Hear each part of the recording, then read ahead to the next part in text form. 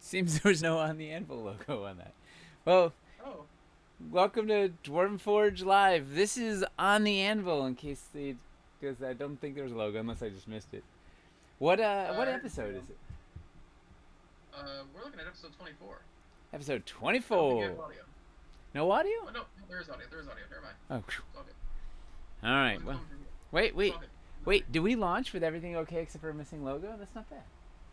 Yeah, Yeah, yeah, you did it. we're learning. So this is Dwarven Forge Live. This is actually no, this is on the Anvil on Dwarven Forge Live. This is the show where we take you behind the scenes, show you what's going on at Dwarven Forge, lift up the curtain, warts and all. We'll be hanging out for the next 2 hours with myself and this guy. Yeah, if we could find him. Yeah. And today we're gonna do two things. One, I'm gonna build something for my home game. And then while we're doing that, we're gonna look at the survey that we're sending out tomorrow? Question mark. I hope. You got back to tomorrow now? Well, I thought we were ready on Tuesday, but then we had a little focus group look at it, and they caught some good stuff. So then we revised.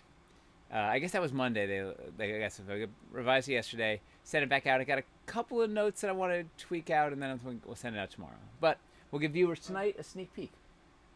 So they can kind of we'll talk through what we're asking, why, and I have a couple questions on some of the questions. But get some questions and questions? yeah, questionception, as it were. Nice. Yeah, but in the meantime, I think we should go to the news first, right?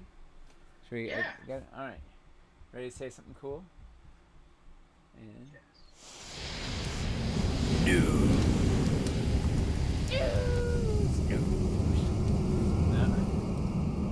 that was the. Nice. All right, so now we're. That's just in. So what do we have in the news? Well, I've got a Kickstarter link from you. Oh, first we have. Oh, so in Kickstarter realm, we've got Beetle and Grimm's has their Pathfinders character chronicles still going. They're at I don't know what they've. I think they're 200% funded or something at this point. They've already done. They're about to unlock their first. Like they unlock a couple things, but unlock the first new journal. They're cool journals for the characters. You know, I should let me see if they'll send us one. We could show it to people on camera. Yeah, that'd be really nice of us to be sent a free thing to show people. You know, it doesn't hurt to ask. Yeah, I guarantee Matt would be down for Well, it. it's a matter of whether or not they actually have them on hand. Like, there's lots of people we want to send stuff to during our Kickstarters, but we don't actually have we don't have it. Like we don't have anything we don't have enough we don't have extras to hand them. So That's fair. it's I would hope that they. I think it'd be easier to get samples of what they're doing than I don't than know the their stuff. business model on paper, but you never know till On you're in it. paper. On paper, it seems like it would be, but who knows? Yeah. And then we've got. You said there's one of our community has Yeah. a card Kickstarter. Yeah. Somebody in our community, the gentleman Wake, Yes. actually has been. He recently launched a Kickstarter for some playing cards. They're gorgeous. Called the Tale of the Tempest playing cards. It's smashed through its initial funding goals and all that pretty quickly. Uh, but they're gorgeous cards. Like a really well shot trailer. I think you would actually appreciate Did it. he do the art? Did he concept it? Did he what did he I have no from where I'm standing. I think he's done basically all of it, Wow. but I don't know. I don't know the card industry all that well, and I haven't heard too much. I went and I looked at the thing. I saw the video. I'm like, wow, these are really nice looking cards. There's some Hmm. card games I want to get going anyways, and yeah, Well, I think there were initially three different decks on offer. So I'm back for all three of those, but I think there's gonna be more now. well, have him send us more info. We can hype it better. Yeah, Yeah. I'll yeah, Gentlemen, wait. I'll look more into it as If well. you're watching, Uh, send us the info. We can tell people. you know, think I've seen him yet today. No. Yeah. And then we have there's a third Kickstarter. I mean, I could almost talk about it. Wait till next week so I can actually put one of these together. It's these Dragon Bond. It's Draco Studios. It's their I don't know. It's their third or fourth. I backed one of their Kickstarters maybe a year ago for these gorgeous resin dragons, which I got. I got one and it's unbelievable. So but I need to. It's in 47 pieces. So maybe I'll glue it together. We can show it next week and talk about that. But they have a cool. They have a Kickstarter going now. They're doing plastic plastic castings of them, which are cheaper, and a rule book, and they're I don't know, they're working really hard, making some cool stuff. Some beautiful dragons, small. I think they're in Mexico City, small company down there, but they're super into it. Yeah. And I really like these just massive, beautiful dragons. I'll build it for next week. We can look at it next week. It's called Dragon Bond. Yeah, they're it's outrageous. I'm excited. These are really they've got like a kind of mythical. Yes, they've got some style. They've got some character Yeah, to them. there's like a very specific way that Yep. that like D&D dragons are usually like sculpted, that it feels like kind of like aggressive and ominous, but like with these kind of like a wispy like mysticism to them. They're very artistic in a really cool way. Yeah. So, Cool. yeah. So what else we have going on? We got a couple. Some people are saying I'm a little low. If you can raise my volume.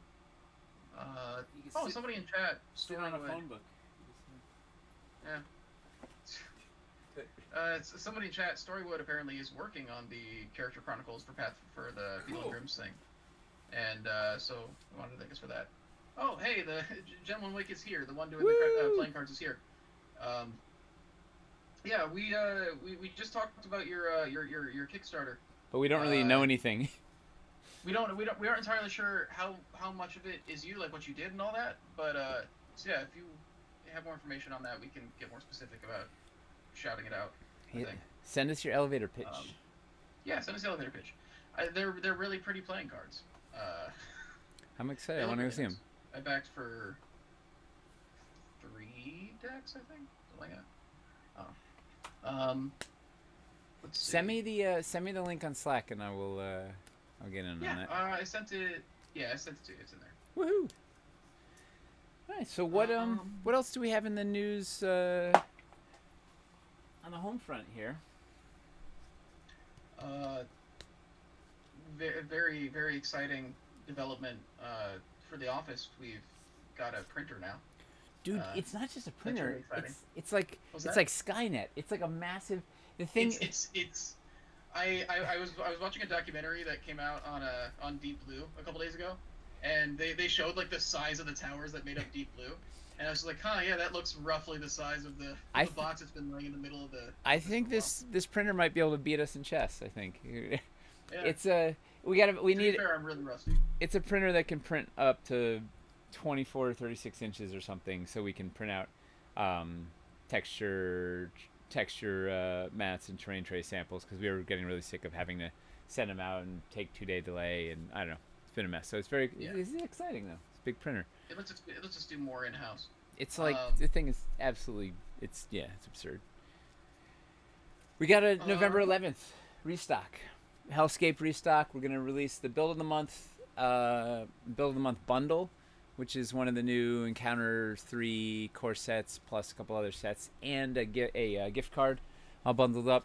Bunch of Hellscape stuff, bunch of bread and butter pieces, and some Encounter 3s. A lot of stuff for Hellscape. Yeah. Also, I guess Plaguestone has now been fully shipped, I think. I think went out in the EU. I've been seeing a lot of people talking about how they've been getting it like all over the EU. So that's been cool to see. And we're gonna have it up by the week of Black Friday. We'll have Plaguestone up on the store, so you can get some if you didn't get it. Should be exciting. Yeah. What other news do we have? What do I have on this? Oh, I got the. So you know what? You know what I want to do? because it's been like a tense 24 hours. I want to do a couple of giveaways tonight. Let's just get lively. A couple. Yeah.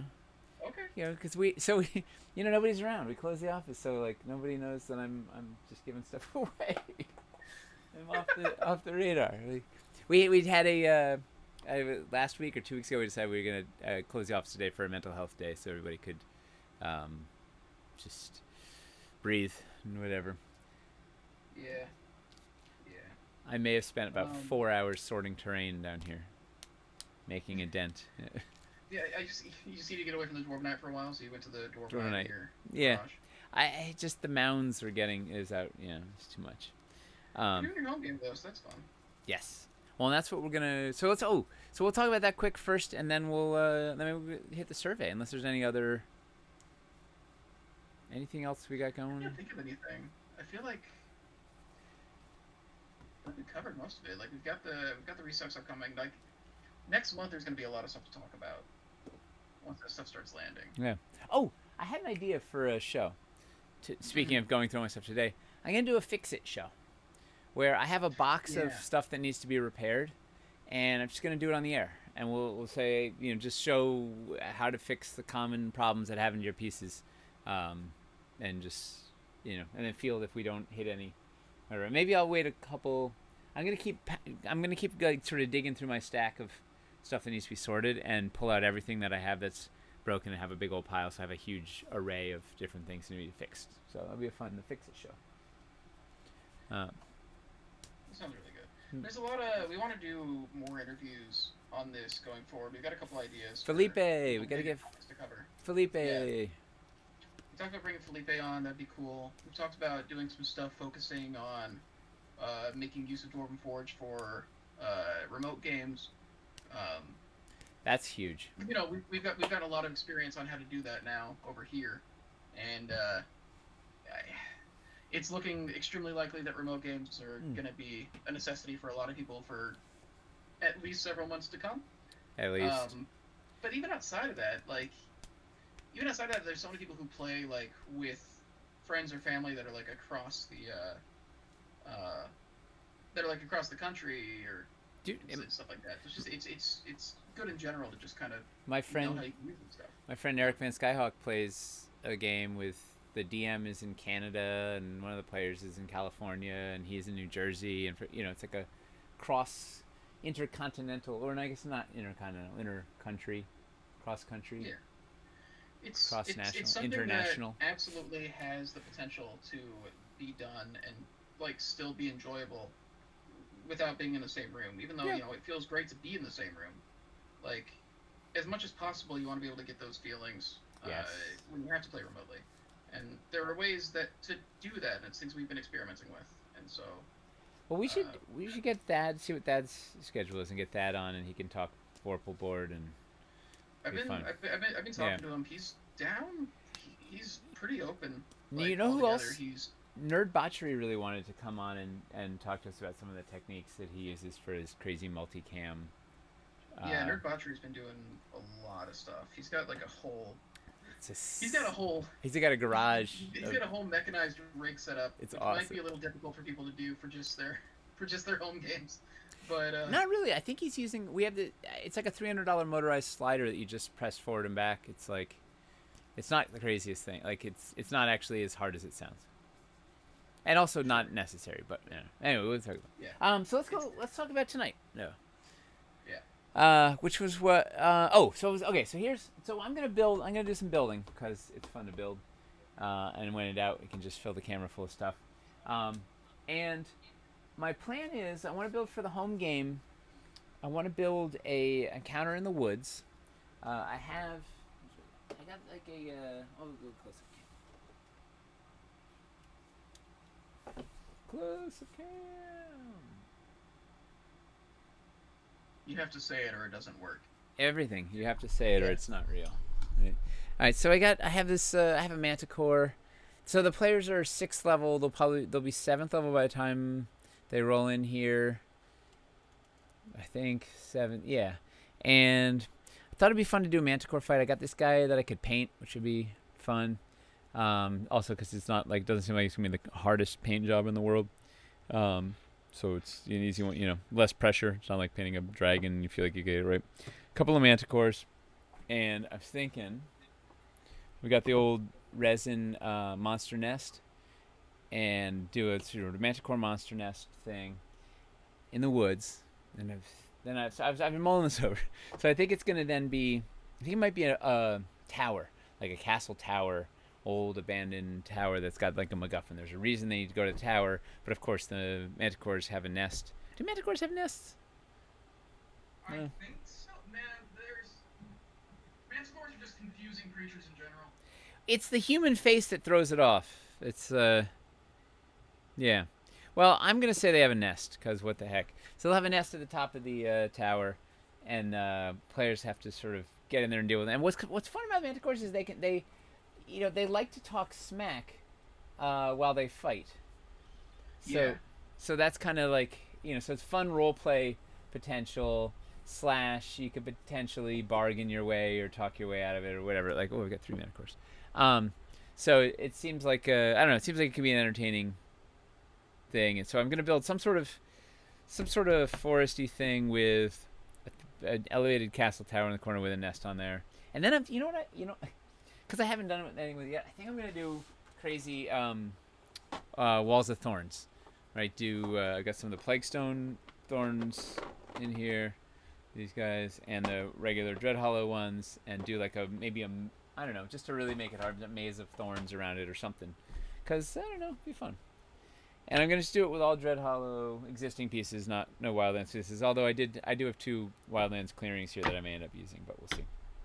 So, while I'm doing that, I thought we could talk about this this survey, and you could start reading through it, and we could see if there's any other crazy questions or red flags or things that we're missing from here, because we have a sharp bunch of people watching tonight. I'm assuming, is anybody watching tonight, Chris? Is anybody watching? Yeah. Not yet, but I'm sure they'll show up. All right. Well, make sure it's a sharp bunch, so that they can give us some good feedback. Okay. You on that? I think it's some of our best that are here. Okay. Is that right? Yeah. So we're kicking off next week. We're doing team brainstorm future sight, where we kind of start cracking what's next, and it's basically it's gonna be a bunch of brainstorm sessions, which are really fun because I love brainstorming with this group, and we're preceding that with tomorrow. I'm gonna do a session with Stefan where he just debriefs everything that he's ever dreamed of doing, which will be an impossible list of, it'll be enough stuff for. Ooh, what are you painting over there? The dire penguin. No. Oh wait, I'm not on camera. It's not on camera. That's. All right, well, you're not looking at it's. It's too many cameras. Yeah. Oh.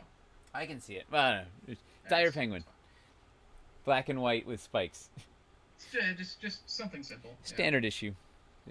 So Stefan will list like 5,000 things, which we can do like 100 things, but it'll be I don't know, interesting to hear what clever ideas he has, and then I've been doing sort of a bunch of homework, and then some results from the survey, right? So we tend to have very early, like 75% of our feedback comes in the first like 3 days. So ideally we'll launch the survey tomorrow, have by Monday have a bunch of, we probably have 1,500 answers or 2,000 answers by Monday, which is enough to start with.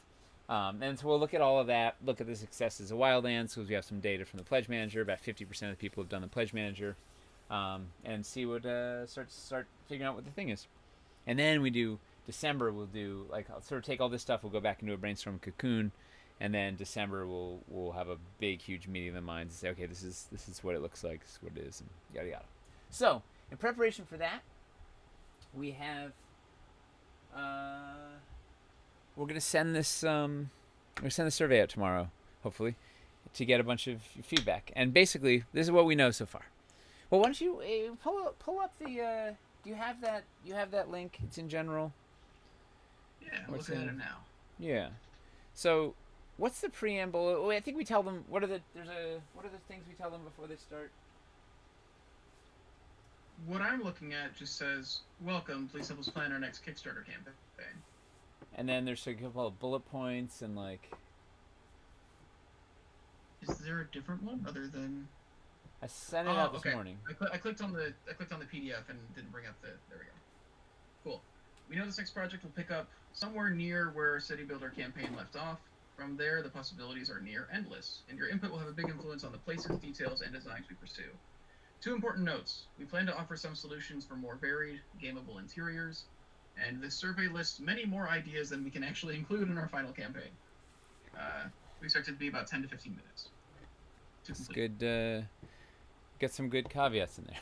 Well, so there's gonna be a lot of like people. I didn't want people to get too excited when they saw a list of like 5,000 things. I mean, They're doing 15 biomes. they're doing it all, everything. Yeah. Because yeah, so we start. You start with a cast a broad net and then work your way down from there. Yeah. Uh, and then the other one is we know we're gonna do stuff with the interior, so like you don't have to panic about like you don't It's have. not going to be just all exterior stuff. Yeah, you don't need to like spam fix the interiors, fix the interiors, fix the interiors. Like we know, like I didn't want people to waste their breath on that one. Like we know we're fixing that one, so I wanted to kind of just say that up front so that people didn't think we forgot about that or whatever. Yeah. All right, so what awaits within? Man, I need a 3-inch one. Well, we start off with a pretty basic thing, just asking which Kickstarters you've backed, just to get a sense of, I guess, like where you're coming from and Yes. how many people have like stuck with us through different Kickstarters. Well, and we have some branching, some pathing based on that, so that if they reply none, it'll then ask them, well, what's wrong with you? Why haven't you backed any? How And did you get here? Why do yeah, you have this? and if it asks them why, like why are you, why haven't you? And then if they say City Builder, we ask some specific questions about City Builder, like so why did you back City Builder? And if they didn't back City Builder but backed other ones, we ask, hey, why didn't you back City Builder? So that we can kind of just get a sense of people's general preferences. Oh, and we're gonna send another survey. I don't know, soon-ish after this. That that goes into Kickstarter specifics. So it'll be like, is a lot of questions about stretch goals and questions about like, do you prefer mega packs or smaller packs or whatever, and should we live stream every day, 5 times a day, never, like all that sort of all that stuff. And some of that will then also have some deeper questions about why you did or didn't back Kickstarters, and what game systems you play, and yada yada yada. So that's something to look forward to. Yeah. Yeah. I'm trying to gather a lot of info. It's it really it's helpful and fascinating. The more we know about folks and why what they're like, it really helps us tailor this stuff to everybody's needs. Yeah. It helps make sure that we're not like completely missing an entire like base of people. Yeah. That we need to hit. Or miss a thing that's driving people crazy, or a thing that whatever. Like, it just helps guide us in a good way. Let's see. Do you think Dwarven Forge will ever allow a pay per month system to buy Dwarven Forge? This way, a person who wants like 6K of Forge could pay $500 a month over the course of a year. I don't know. I don't know. I think it would be a nightmare on I don't our know how end. well a subscription service would work with just the nature of our product. And then we'd have to would we send it to you a little at a time? Would we like, I don't know. Or would it be like a crediting system? Yeah, like what? I don't know. Yeah. It's I feel like the best way we could do something like that is just to have a number of packs for each biome that makes sense to kind of like buy gradually over time. If you're trying to like build up a collection, so you can like sensibly kind of Yes. build it up, having everything in installments that like make sense and are manageable for somebody who, you know, isn't incredibly well off. Yep. So something that isn't like a $5,000-$6,000 like buy in at once. Well, and and that's one of the things we were doing with these our new Caverns core sets. We're gonna work on revamping some of the dungeon core sets. Is like giving people some options for, hey, here are some sets that you can buy, like buy in multiples slash doesn't cost $1 bazillion right out of the gate, that are good to build on. So you could start with a Caverns core, and then buy a summoning chamber, and then buy a whatever banks and a train tray, or just keep building, but like good building off points where you can just start and then just keep building from there. Yeah. I think it's the main thing is we focused on Kickstarters for so long that making the product as accessible after the Kickstarter isn't something we put a terrible amount of time into. It's something that I think we would benefit a lot from. Yes. And our backers would also benefit a lot from. Yes. Right. Well, the problem is we're a development company, right? We're always chasing the next thing. We're looking for the next dragon to slay. We don't even like pillage the dragon horde properly when we slay the dragon. We don't even identify all the magic items. We're just like, all right, on, next dragon, kill the next dragon, go. And like there's so much sort of homework that we have, still yet to do. Backlog of homework. Like revamping a bunch of our sets to be website friendly versus Kickstarter centric. Yeah, because it is a very different thing. It's a different business model entirely, and it hits different people and serves different purposes. And unfortunately, we're only a few people. We can only be in one place at a time, so we can't do it all at once. Although you wouldn't think it once you actually like participate in one of the Kickstarters and ask a question at 4 in the morning and have like 3 people from the team immediately respond. Well, we do have superpowers. That's yeah. Restock Underdoom core pack, please. A lot of people want a lot of sets. When you get this build, I might need more stilts. Are you doing a lot of stilts? A lot of stilts. I'm a stilt fanatic. I'm all stilts all the time because they are. You tend to do. So you always do these really big showy builds for our games because you're trying to like really wow people. What do the builds in your home games usually look like? Do you always go big like that, or? They are always constrained to a 2-foot by 3-foot tray. I don't know if you can see these things. I'm working on these Safeco document trays, which are 2 feet by 3 feet, because I can lift them and stack them. So I have a layer cake I have 2 builds stacked over there behind me, and then this one's gonna go over here. And then I may flip a thing and put another one on top of it, so I can, because I have very limited space, right? Being in New York here, space is always the problem. So you have a garage, which is wild. Yeah, well, it's my workshop. Like, yeah, we're in Queens here. Everybody has cars. Like it blew my mind. I was like, what do you mean you need? It's basically the suburbs. It's pretty awesome. You're in the actual like residential part of the city. But it's only, it's only 12 feet wide, 10 feet wide. I don't know. It's not very. There's not a lot of width here, so it's just problem. Size is an issue. But I tend to have like some of my builds are not. They're not massive. They're as big as they need to be for the story. And the sessions are short. They're 2-hour sessions because I'm playing with. The average age is. What do we got here? 11. I don't know. Our average age is coming in at like 17 or something.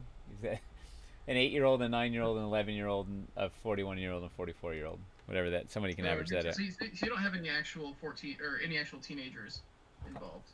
No, everybody. They're all still like a good age.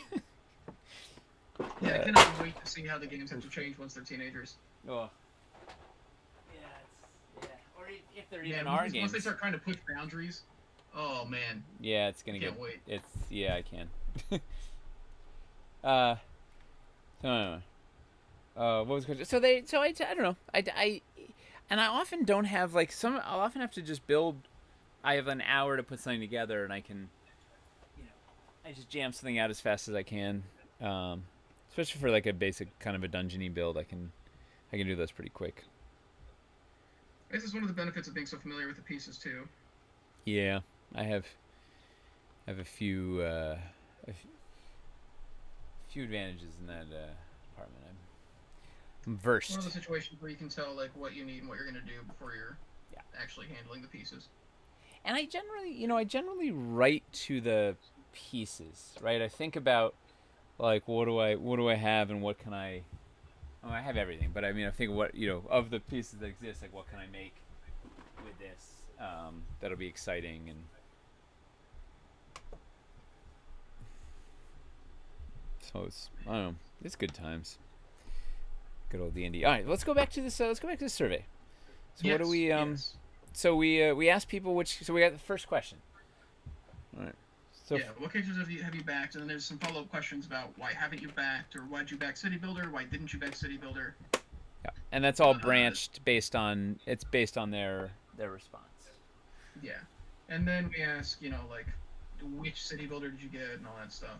Well, so that okay. Uh, So the reason we ask that is we have it's very specific, right? We ask, did have you bought any stone buildings, Tudor buildings, sewers, or streets slash alleys, and then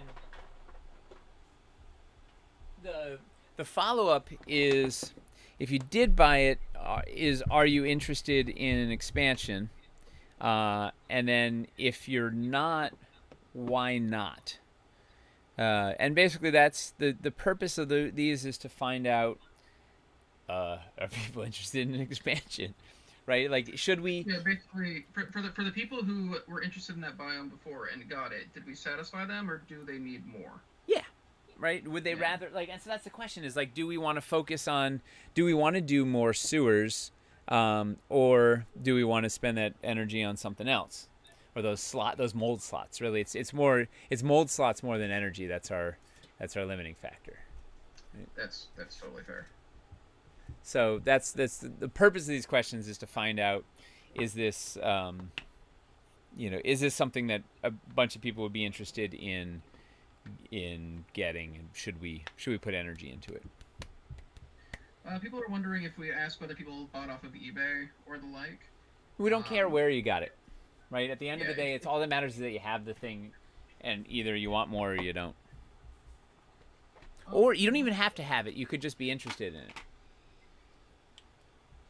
yeah, it's it's not about how you got the pieces so much as how you feel about the pieces that you have, or why you haven't been Or interested in getting those or do pieces. you want more? Maybe you didn't want to get sewers because you didn't think there were enough options in the set. But man, if we added more to it, you'd be like, okay, well, I guess I'm in. Um, I went through all of the published Wizards modules and pulled, like, just cataloged what city type encounters are in there.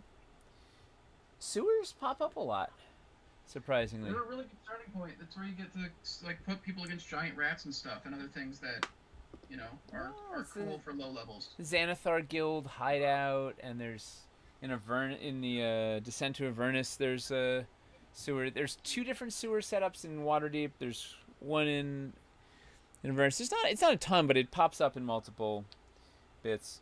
Noble villas also pop up a lot, like because it's a Yeah, self-contained. It's basically a dungeon, right? It's a building in the grounds, and it's like a small self-contained zone, so you don't have to deal with a whole city, or whatever.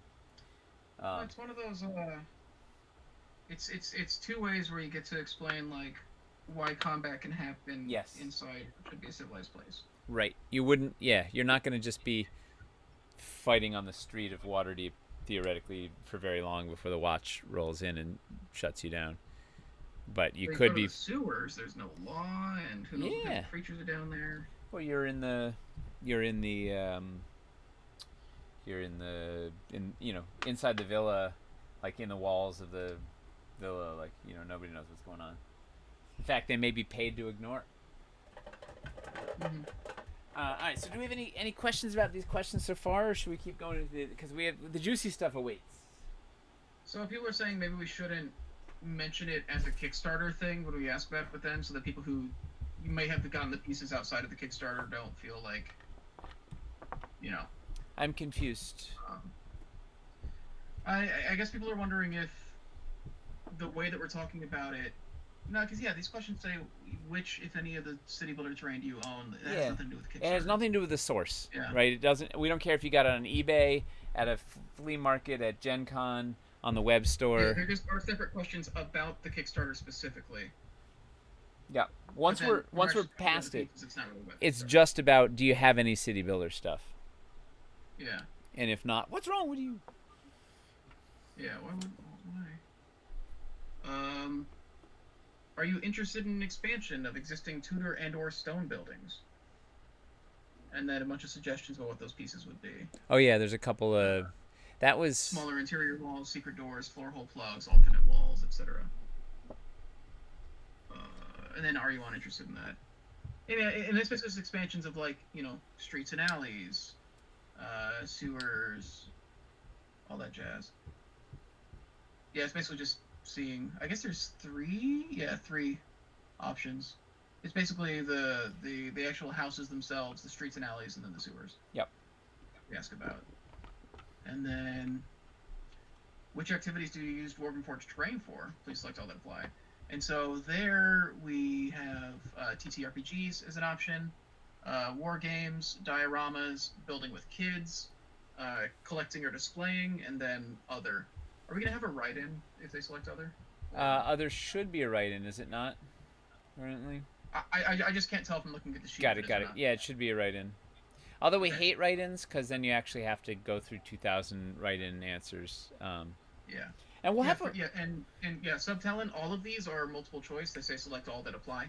So you don't have to choose just one. Yeah. Let's see. Yeah, building with kids. Building with kids is like a huge thing. There are people I've seen on the Discord who literally say that they have a bunch of the stuff, but they haven't actually really played with it in a couple years, and it's just a thing they do with their kids. Which is awesome. Nothing wrong with that at all. It's just really fancy Legos. Yeah. Terrain can also be used for the DC Minis game. Right, is that an RPG or a war game, though? That's the main thing is... Oh, it should be a war game / skirmish. We've got RPGs, war games, dioramas, building with kids, collecting / displaying, and then other... It's a war game? Okay. Yeah, so it would fall under... It's just literally giant buckets that are either war game or TT RPG. Orion Noir says he does more kid building than anything else. We call it our dungeon dollhouse. That's awesome. It's full on a dungeon dollhouse. It's like... I paint them, but don't really do much after that. What category is that? Is that collecting / display? I think it's collecting. Is that hobbyist or? Yeah, it's collecting. Collecting? Yeah. I wonder if we should use the word hobbying or hobbyist in there somewhere. Yeah, that's not crazy. Or if that's a thing. Yeah. Did you include painted versus unpainted type questions? We didn't, and that's going to go in the follow-up survey where it's sort of is the more of the backer profile survey. This is the point of this survey is to be. It's very much just we're trying to figure out what we want to focus on city-wise. It's thinking about if we're gonna come at because there's so much you can do in a city, and so we're gonna have so many different ideas pulling from so many different areas. So just knowing the general vibe of which areas people are most interested in seeing us go into can help guide that a bit. Which do you use more often for builds?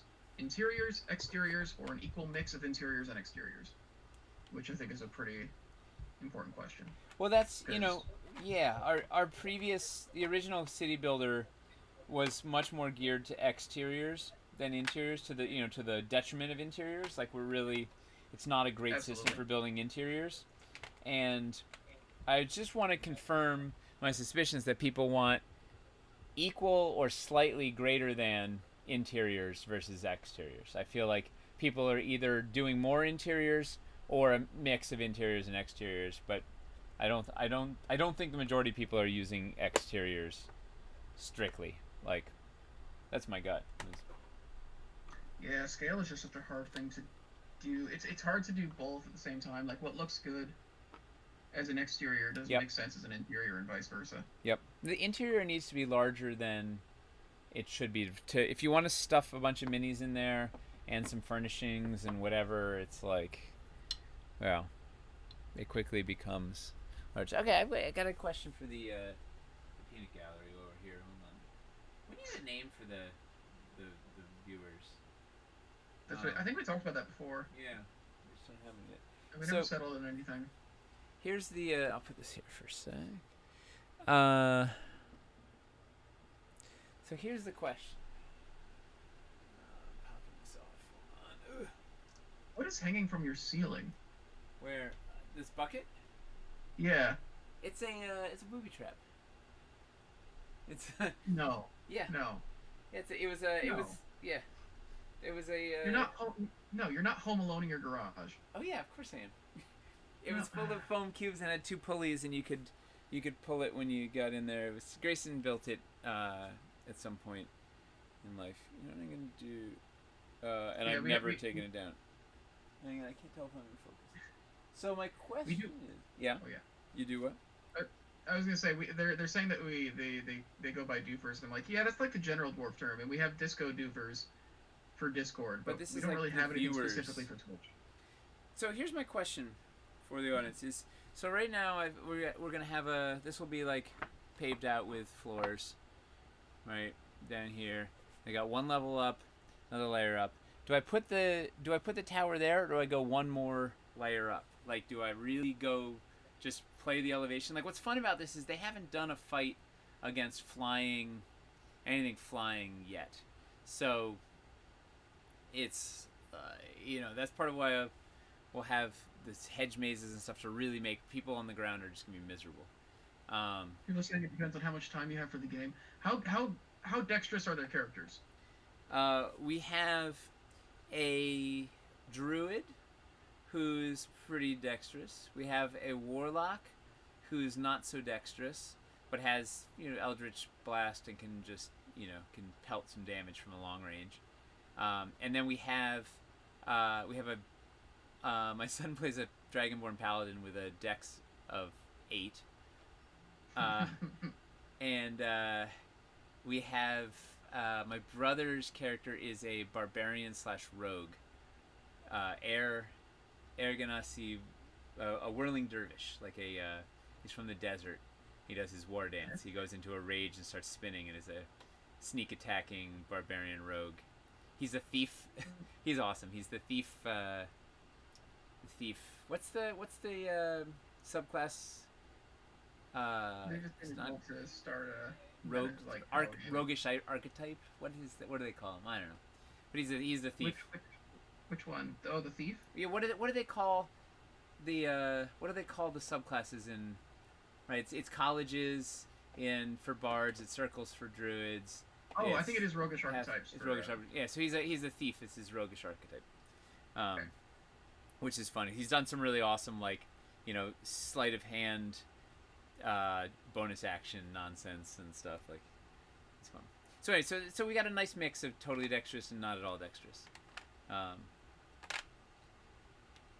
So anyway, what's the consensus? Do people should I go up one level higher and just really just make it the most z-axis thing in the world? Because I also have then going to build the tower. Everybody said they want to see you make it higher. Okay. Nobody said there was no voice of restraint, huh? If you ask, this is something I always tell my friends on the internet, like my YouTuber friends. I'm like, if you ask people online if you should do something that would be more work for you and would be no work for them, they say you do it. they're always going to tell you to do the thing. Okay, Yeah, like well. my friend, one of my friends tweeted out this picture of a kitten. She's like, "Should I adopt this kitten?" And And I'm they're like, "Are like, you asking the yeah! internet if you should adopt a cat that they won't have to take care of?" Because you know the Like, internet is going to say yes to that every single time. yes, and Yeah. it costs them nothing, and they get free content out of it. Dude, and cats Like, are adorable. Yeah. like I think you should adopt a cat. That's a great idea, Chris. I already have one. She actually No, ten another one. minutes ago she just spent like 3 minutes getting under my covers, but she doesn't do it in the smart way, which is just get on the bed and go up to where I sleep and like get under the covers and walk in. She goes to the foot of the bed and reaches under where the the comforter like touches the ground and puts her claws in the mattress and pulls herself up and over and like keeps throwing the comforter back further with her head as she like slowly inches her way up the mattress. So And she's like a really angry ninja. yeah, I love it. and also like just not a quiet one and not No. a stealthy or particularly like nimble or fast one either. It takes her a long time and it makes a lot of noise. I love it. Love everything about it. Yeah. All right, so let's back to the. Back to the survey. Yeah. Uh, oh, this is interesting. How likely are you to build a city/village/settlement on a base of non-sculpted terrain? Terrain trays, battle boards, battle mats, flip maps, etc. No chance, unlikely, likely, or very likely. And Oh, now, is this? so Should we keep in mind that this is not meaning just I need our to rewrite. existing trade and stuff? Yeah, we need to But rewrite. I need to rewrite this question. I think, and we got a brain trust here. So yeah, here's what I was trying to accomplish was I we initially designed KS3 was designed ostensibly to be you'd build the buildings up against floor streets or sidewalks or even dungeon tiles or whatever, and sort of everything was like paved with tiles everywhere. Um, but it seems like in the real world, many people just want to throw their buildings on a some astroturf or a Pathfinder flip mat or a battle mat or terrain trays or whatever, something. So I wanted to kind of confirm my suspicions that people would like the buildings to be friendly to just building scatter style, wargame style, um, and I don't see why they wouldn't say that, but it's like that was what I was trying to accomplish with the question. I don't think I worded it well. So how would people word that? so basically, how likely are you to build standalone buildings without building them like inline on a Yeah. grid with sculpted tiles? Yeah, and then the follow up really to that should be, hey, do you like? Would you be interested in some cool things to build your buildings on, right? Like if we had a cobblestone texture map that had cobblestone texture or something, or cool street battle boards, or I don't know, who knows, whatever we can come up with. But is that something worth pursuing? So we've had some pretty good momentum with some of our surface layer stuff from Wildlands. So my thought was to Yeah, a pursue lot of that. that stuff is like doing really, really well. Well, and you can. It's just a much more affordable. Like I don't know. The problem with the streets is it's expensive to cover. Like if you want to pave out a city, it's a 2 foot by 3 foot thing with a bunch of streets. It's you get $1,000 of streets you just burned there, and they're locking your buildings into an annoying square grid. So it seems like you can make more interesting layouts, especially if you're doing like a little village or something. That little remote trading post. It feels like it wants buildings in a semicircle or whatever, like not at all on a clean square grid. So I don't know. That's where my head is, and I just wanted to sort of confirm that.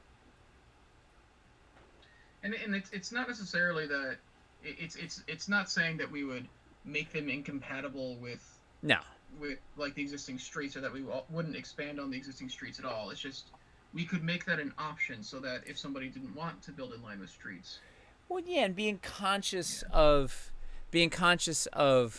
letting people build, not not having them be in line with floor with Yeah. floor.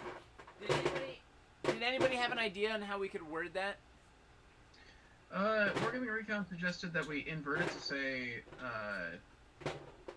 where is it? How likely are you to predominantly build on Dwarven Forge tiles? But I'm not sure if without offering what the alternative is, which is the surface layer scenery, basically, that people would know what the difference is. Yeah.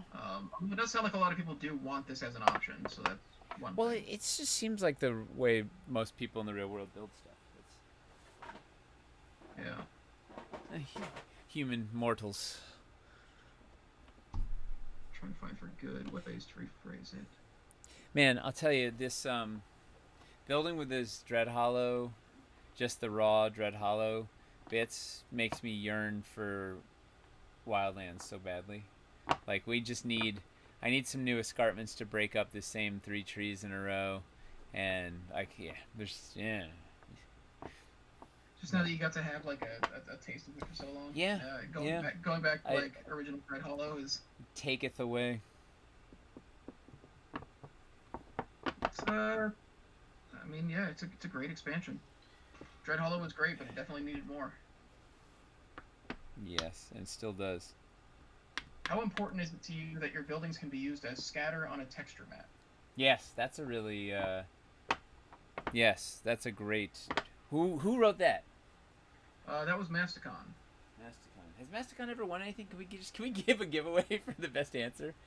Is that Masticon's been here a lot. I don't know. I mean, I think you get to do whatever you want.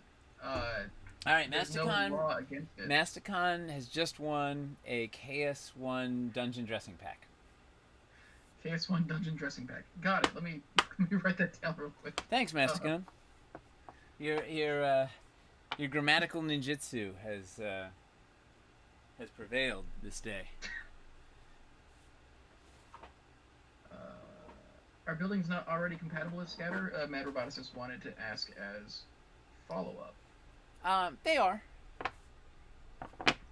They are. Well, I guess it's more of how much desire does there seem to be for us to provide mats and boards and trays specifically for that purpose, I guess. Yeah. Like if we did like a cobblestone version of it. Yep. Because I don't know, like the water texture, which hopefully we can get that resolved. We're still working on getting that situation sorted. I have faith. With how well the water texture came out looking, if we can think of something, if we can find a way to do something similar with the street texture, that'd be rad. Yeah, we're already mulling over how do we make this happen.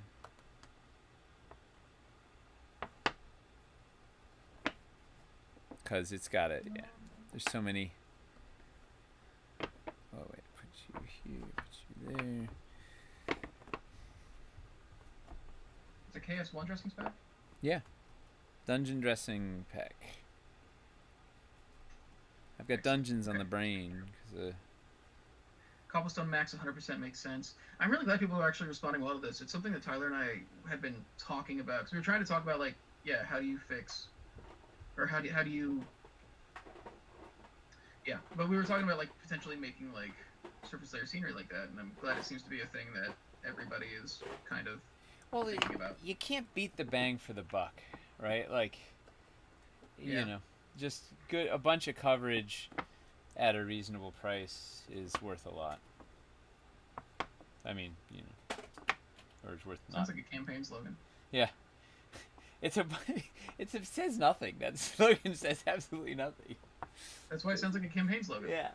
It's like a bunch of words that don't actually have a real meaning. It's just a vaguely vaguely nice sounding sentiment. Yeah. Roads should not be negative spaces. They are 3D. I'd like options of both actual cobblestone streets and dirt roads made from dwarvenite as well as mats.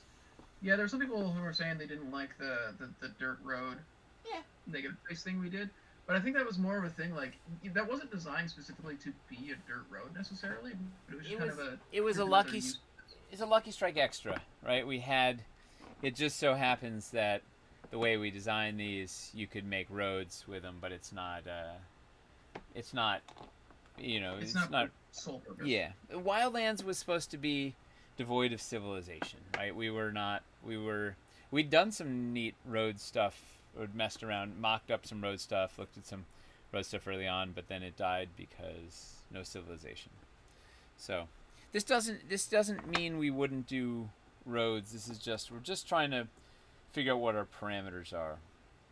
Big picture, if Yeah. that makes sense. The more we know about what you guys are looking for, the easier we can guide our own brainstorming Exactly. instead of just shooting in the dark. We need Um, constraints. let's see. Both negative space and tiled roads make sense. Well, so what I've heard is that the Imperial Streets pack is like a really great pack. Yeah, it's awesome. Um, Another thing I've heard, this is where it gets kind of tricky though. I've heard people talk about how cool it would be to be able to get like a diagonal street set up the way that we managed to do for like the Magma River. I think that gets a little bit trickier when it comes to buildings. It If you're building the opens buildings up in a mind. Pandora's box of geometry. Like it requires a lot of pieces quickly. But man, but if we can crack like a really simple modular system that does that, that'd be rad. It's simple. It's just a lot of pieces. Like there's Yeah. sort of no way. It's as soon as you factor buildings in, it becomes a lot of pieces really quickly. Why is this a droopy tree? Yeah. So having an option that's there so that you don't need like two imperial streets to make a village would be Yeah. Well, that's the thing is a village wouldn't have imperial streets. A village would be dirt, you know, at best maybe there'd be a little cobblestone stretch down there, but it wouldn't have these beautiful, Roman style streets that are like epic. Um, no. What's next? Let's talk. We gotta get to the juicy stuff. juicy. All right.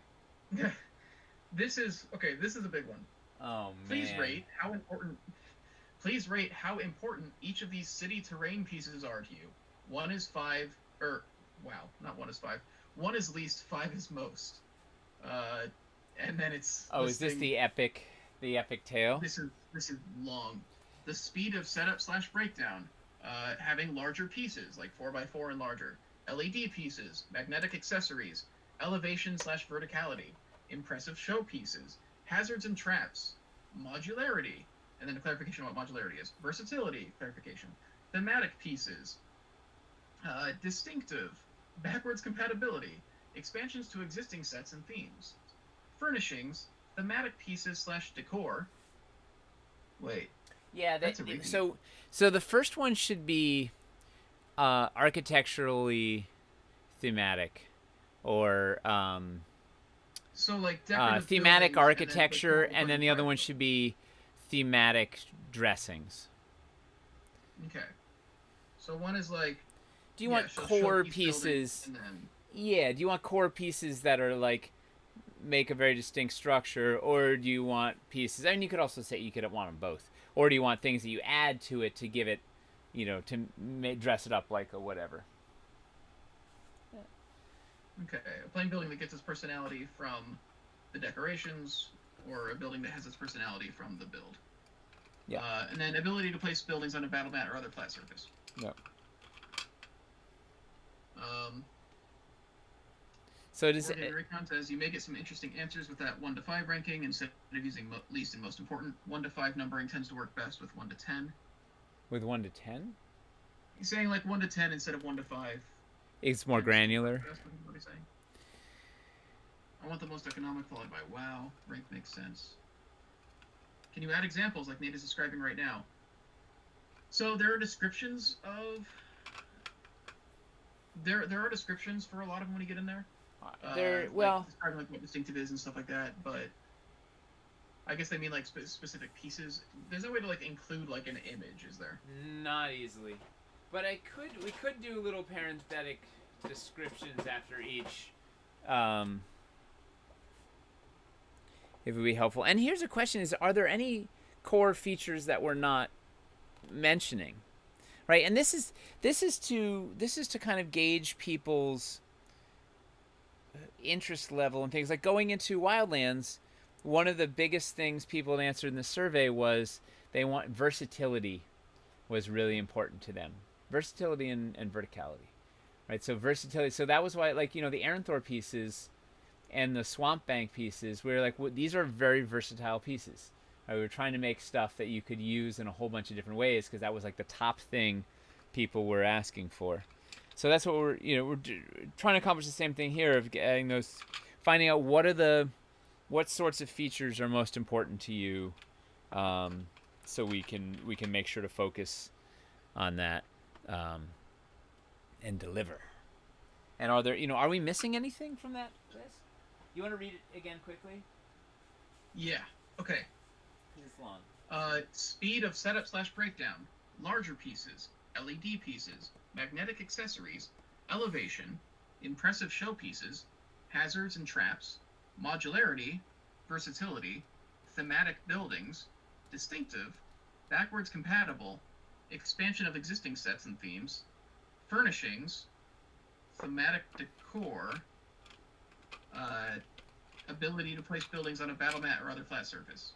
Was dressing on the list? Yes, it was. And we could probably I could probably remove that last one because we cover that. We have that whole other question that's going to cover that. Yeah, there's another question entirely about that. Yeah. I think it's more important to ask what you end up using the most and why. What we want and what we buy/use are different. Ooh, we should change the whole ranking. The rating system is not what do you find most appealing. What would you use most often?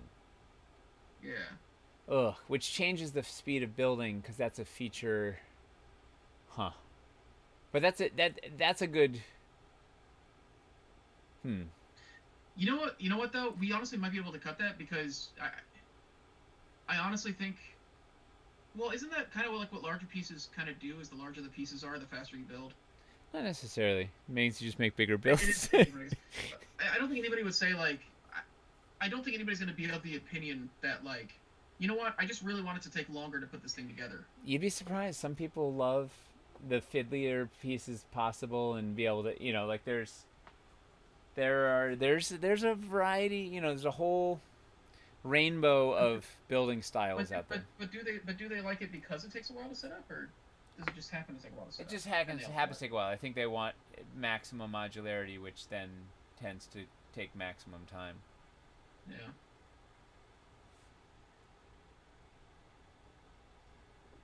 Is the difference between it's all right. What does he say here? So to clarify on the ask them what you end up using the most and why, he says it's the difference between the question would you like to go to the gym versus tell me about the last time you worked out. Yeah. I want to go to the gym right now, but but it's actually been 6 months. Yeah. I've stopped building when I'm not in the mood to fiddle. So I guess it's less about answering the questions right now, and it's more about does it feel like we're covering all the bases? Yeah. Yeah.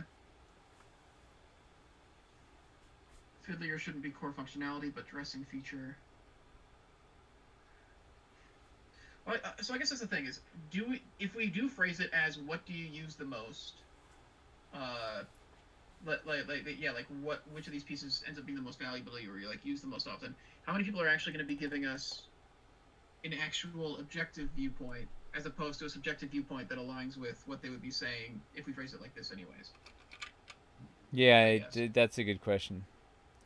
I think it's more important to ask what features they value. Like that's the core the core thing. And then because here's the thing is if we can deliver pieces that have the core features that people are excited about, then they will probably use them more often. Right? Or they'll buy the pieces that they're going to use more often. Because that's the thing is, if we offer 150 different pieces, 170 different pieces, what do we have in Wildlands? 176, 180 pieces, whatever.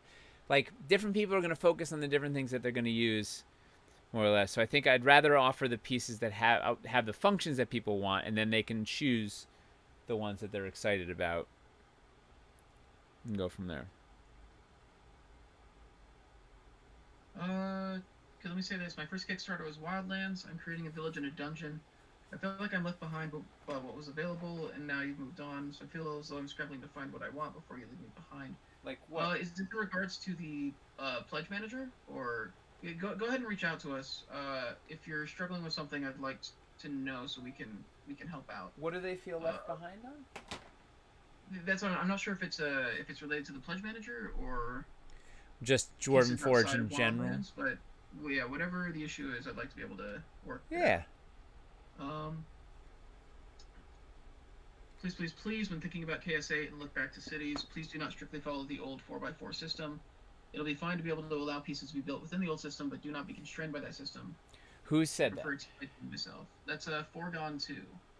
Well, they're a For a smart 2x2 cookie. system, but do Yep. what you think is cool and exciting. I mean, that's the thing, right, though, is like we have to at least make sure that we're not completely leaving behind what we did before, because that's not fair to. Yeah. No, we need backwards Yeah. compatibility, but forward thinking. I've got some pretty wild. I got some stuff brewing in the brain. Yeah, I've had a couple ideas about how we might be able to take the pieces we've already made Yep. and get more functionality out of them. Yeah. Uh, And we've got a whole bunch of smart people are thinking about this.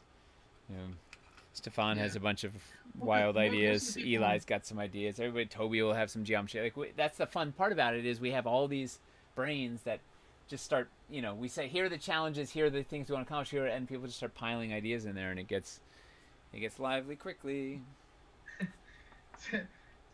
Seth is talking about how there was a huge discussion in the Discord about the 4x4 grid and the lost half inch. Yeah. And like that was like a 3-day conversation spanning like over 1,000 messages and so many charts, and like it was something else. Uh, it was a really big discussion. Well, it's yeah, and that's it. We have a question. One of the last questions is about the grid. I'm curious. What was the consensus on the on Discord? General consensus was that whether or not the grid is moved, for it to really be, well, like whether or not we change it, for it to really make much of a tangible difference, we'd have to talk about making larger interiors anyways. That the grid being in line or out of line isn't necessarily what's making playing inside difficult. What really is making it difficult is the fact that with the way that the interiors are structured, you're dealing with rooms Tiny where no matter space. what, you'd either be getting a 3x3 or a 2x2 interior to play with. Yep. Well, that's the thing is, on graph paper, a lot of these things make sense, but on the actual game table, sometimes it's a lot more. I don't know. It doesn't quite. It's hard to start jamming a bunch of minis in a tiny, a bunch of tiny rooms. Especially when some of them got wings or something. Like it's Yeah. it's just that, yeah, it's the reality of D&D scale. Like a square being 5 feet is fantastic in combat for like tactics and stuff, but then when you're dealing with the actual interior of the building, the fact that 3 people standing up can clog an entire room is ridiculous. Yeah. Much less if you try and put a bed or anything in there, a chest, whatever. Yeah. It's a lot to think about. Charles says, no, Wildlands is fantastic. LOL, tapped out on my pledge, but I haven't built enough to know what I'll use the most yet. Well, if you have any questions about it, there's a lot of people active in the community who like sharing info, and if you shoot questions our way as well, if you have questions for like anybody, like if you've got like a build question, we can throw some stuff together in the office and take a picture real quick and send it along. And it's a staggeringly supportive and creative community. Well, yeah. What's fun about the group that we have following all this stuff, generally speaking, is a lot of them are also kind of hobbyists and creatives themselves. So we're dealing with a lot of people who also like hobby their own stuff and have thought about a lot of these questions, and so they also they actually do have the insight to kind of like weigh in on things, and they're also just really passionate about it. Like it's just a lot of people who are like passionate about not just like D&D, but also like the creative process and all this stuff. So it's been really cool. What blew my Um, mind is what you were telling me today is there were people in the Discord discussing how they'd won one of the giveaways, and so then they've been sitting out the rest of the giveaways to give other people a chance to win. Who does that? That's like so amazingly selfless. It's unbelievable. yeah, It, it's a pretty good group. it restores my hope in Um, humanity. Gentleman Wake says, I would ask that you guys try to keep things manageable from a cost perspective. I can see an amazing cathedral that would also be pretty much unaffordable if paired with other big buildings. Yeah, that's one thing we've been talking about too, is if we can find a I think it'd be great if we could find a way to keep the bread and butter as affordable as possible, but then have like just some really killer show pieces for the people who do want like more The expensive. ceiling is always going to be very high. Yeah, Uh, the end. Like it is always like it will always be high, but we endeavor continuously to try and have meaningful, be able to get a meaningful amount of stuff at a price point that's not insane. Hopefully, I mean, I guess yeah, one person's insane is another person's entry level. So, yeah. but yeah, Well, that's the thing, right? Is when you're talking about the swath of people that play RPGs, it is such a wildly varied group by pretty much every demographic and like when you're talking about like the income levels and it's just like all that stuff, like trying to have something that like can meet everybody where they're at is it's it's impossible. difficult, but I think it's worth it. It's something that is possible to do because it's modular, at least. We Like, we get close. It's never perfect on every. We do the best we can, but yeah. it's always going to have. There will definitely be some hiccups. Okay, going through these real quick, and then we'll get back to the survey. There are a couple things I wanted to point out. Charles says, but for example, Caverns Deep, the Crystal Caverns, Dread Hollow Forest, and Underdoom are no longer available. My intention was to pick up the caverns and our Dungeons of Doom bit by bit. We Hmm. are going to be restocking a lot of those very soon, actually. We've Big got some new caverns compositions coming and Dread Hollow compositions coming over the next month or so. and a big Caverns Deep restock is en Yeah, route. yeah, we'll be announcing the specifics of those uh, as we get them locked in. It's hard to give the exact restock dates too far ahead of time, just because shipping is such a mess right now. Uh, that every now and then we'll get hit with like a sudden delay, and it's like, okay, this package just got held up for a week for some reason. But Uh, we literally we have a shipment that's supposed to hit the port on the 8th, which is Friday, and we still don't know A, if it's going to be on time or not, and then B, even if it is on time, it may get held in customs. Like you don't know. There's like, and then once it gets out of customs, it has to then get shipped, by semi truck to the warehouse, and then received at the warehouse. And like there's so we the thing is that's coming. It's supposed to come in on Friday. We don't even know when those are actually going to be ready to go and be in the store.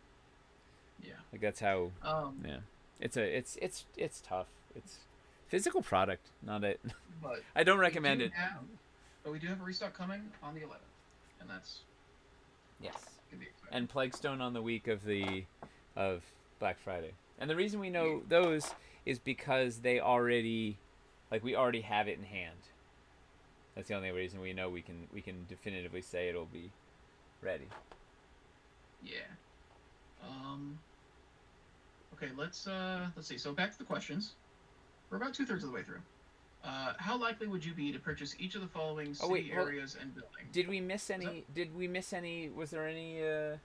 Anybody say we'd missed major features or something that they felt passionately about? I didn't see any. Good. It was mostly a discussion over, what people would answer. Um, but I mean, it's a pretty expansive list.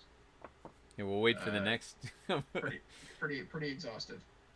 Uh, if you do have any suggestions, though, go ahead and hit me up in the Discord or forums or email ota@dwarvenforge.com, and we'll have those. Oh, Oh, people are asking for another giveaway now. OTA is on the anvil. Um, Yeah, OTA on the Anvil. well, the next giveaway when let me figure out this thorns. I'm gonna get the when I get these thorns done, then we'll do the next giveaway. All right, perfect. I thought I had a lot of How thorn do I? walls, but What's it? I thought I had a lot of thorn walls, and once you like actually start laying them out, I'm like, huh, wish I had more. Well, to be fair, you're using a lot of thorn walls right now. But I need more. It's a lot of thorn walls. All right, so the next question. How likely would you be to purchase each of the following city areas and buildings? This is also an exhaustive list. Taverns and inns, a noble's estate, gothic slash haunted lair. And there's parenthetical descriptions of each of those. Yeah, there's too, parentheticals that get more into each one to make sure people understand what we're talking about.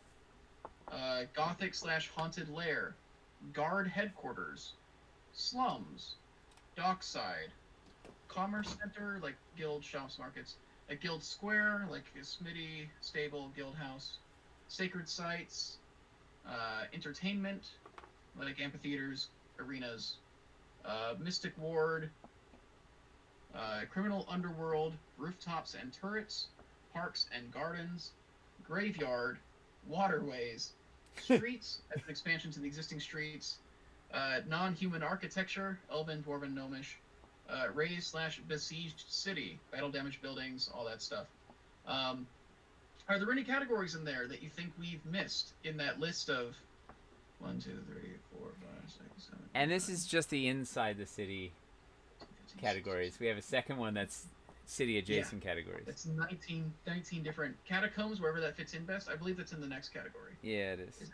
Yeah, that's in the next category. Actually, but it's also is there city sites? Is that still on there, or is that a different list? I can't remember. There's catacombs. Catacombs pop up on here, so don't worry. That's it. They'll be on here. Oh, somebody says libraries. That would be Actually, under Mystic. Multiple people are saying libraries. We can put that under the Mystic. I can put that in the parentheticals of the Mystic ward. It's a good one. Yeah. Libraries are pretty common. Libraries are great. Farmlands, people are saying outskirts. Outskirts are also on the next thing. That's the whole next category. Farmlands and stuff. This is just Libraries, stuff inside. Cathedrals. We Inside have the city. cathedrals under the religious thing. Sacred spaces. I work in a library and I love hearing that my job is mystical. No, it is. Like, libraries are like such common. There's so much you can do in a library from a roleplay standpoint. Like, do so much world building and yeah. Well, and also if you get into combat, it's interesting geography. Like, there's good stuff in there. That Kickstarter is gonna hurt. Can you split that into 3 campaigns? We're not saying that we're going to do each of those categories. We're trying to figure out which ones to focus on. We're gonna do like 3 of those. Like, don't like. Yeah. This is tops. Like, this is to sort of hone in on what people are excited about. Like, we can't. It would take us 6 years to sculpt all of that. Like, it's way it's bigger than. It's a thing where we want to pick a couple of these and then make sure that we do them to their fullest. Yes.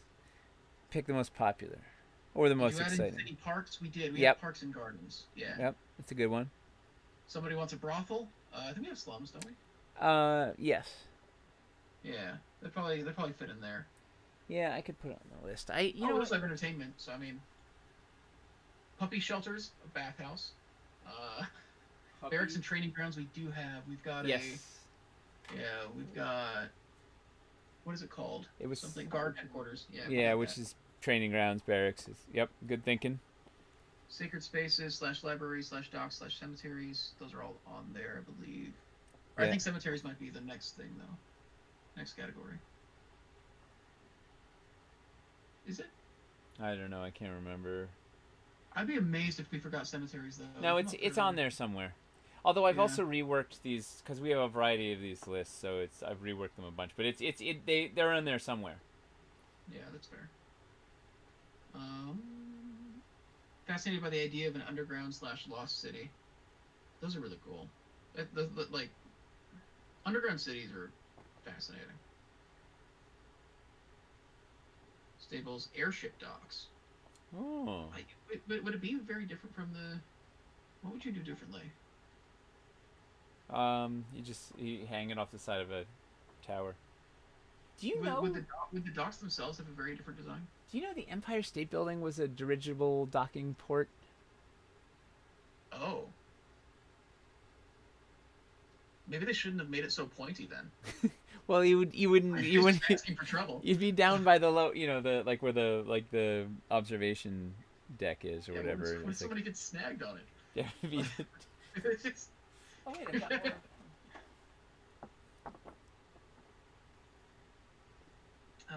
Windmill slash farmlands, kid slum slash docksides, sort of be the same environment.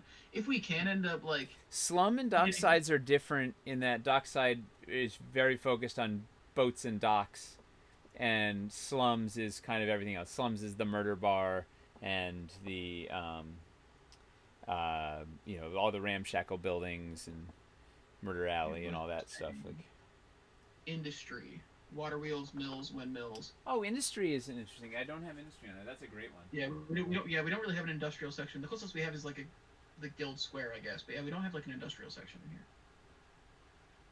here. Coliseum, we do have Dwarven City / Elf City. We do have huge cathedral. We do have submarine pen.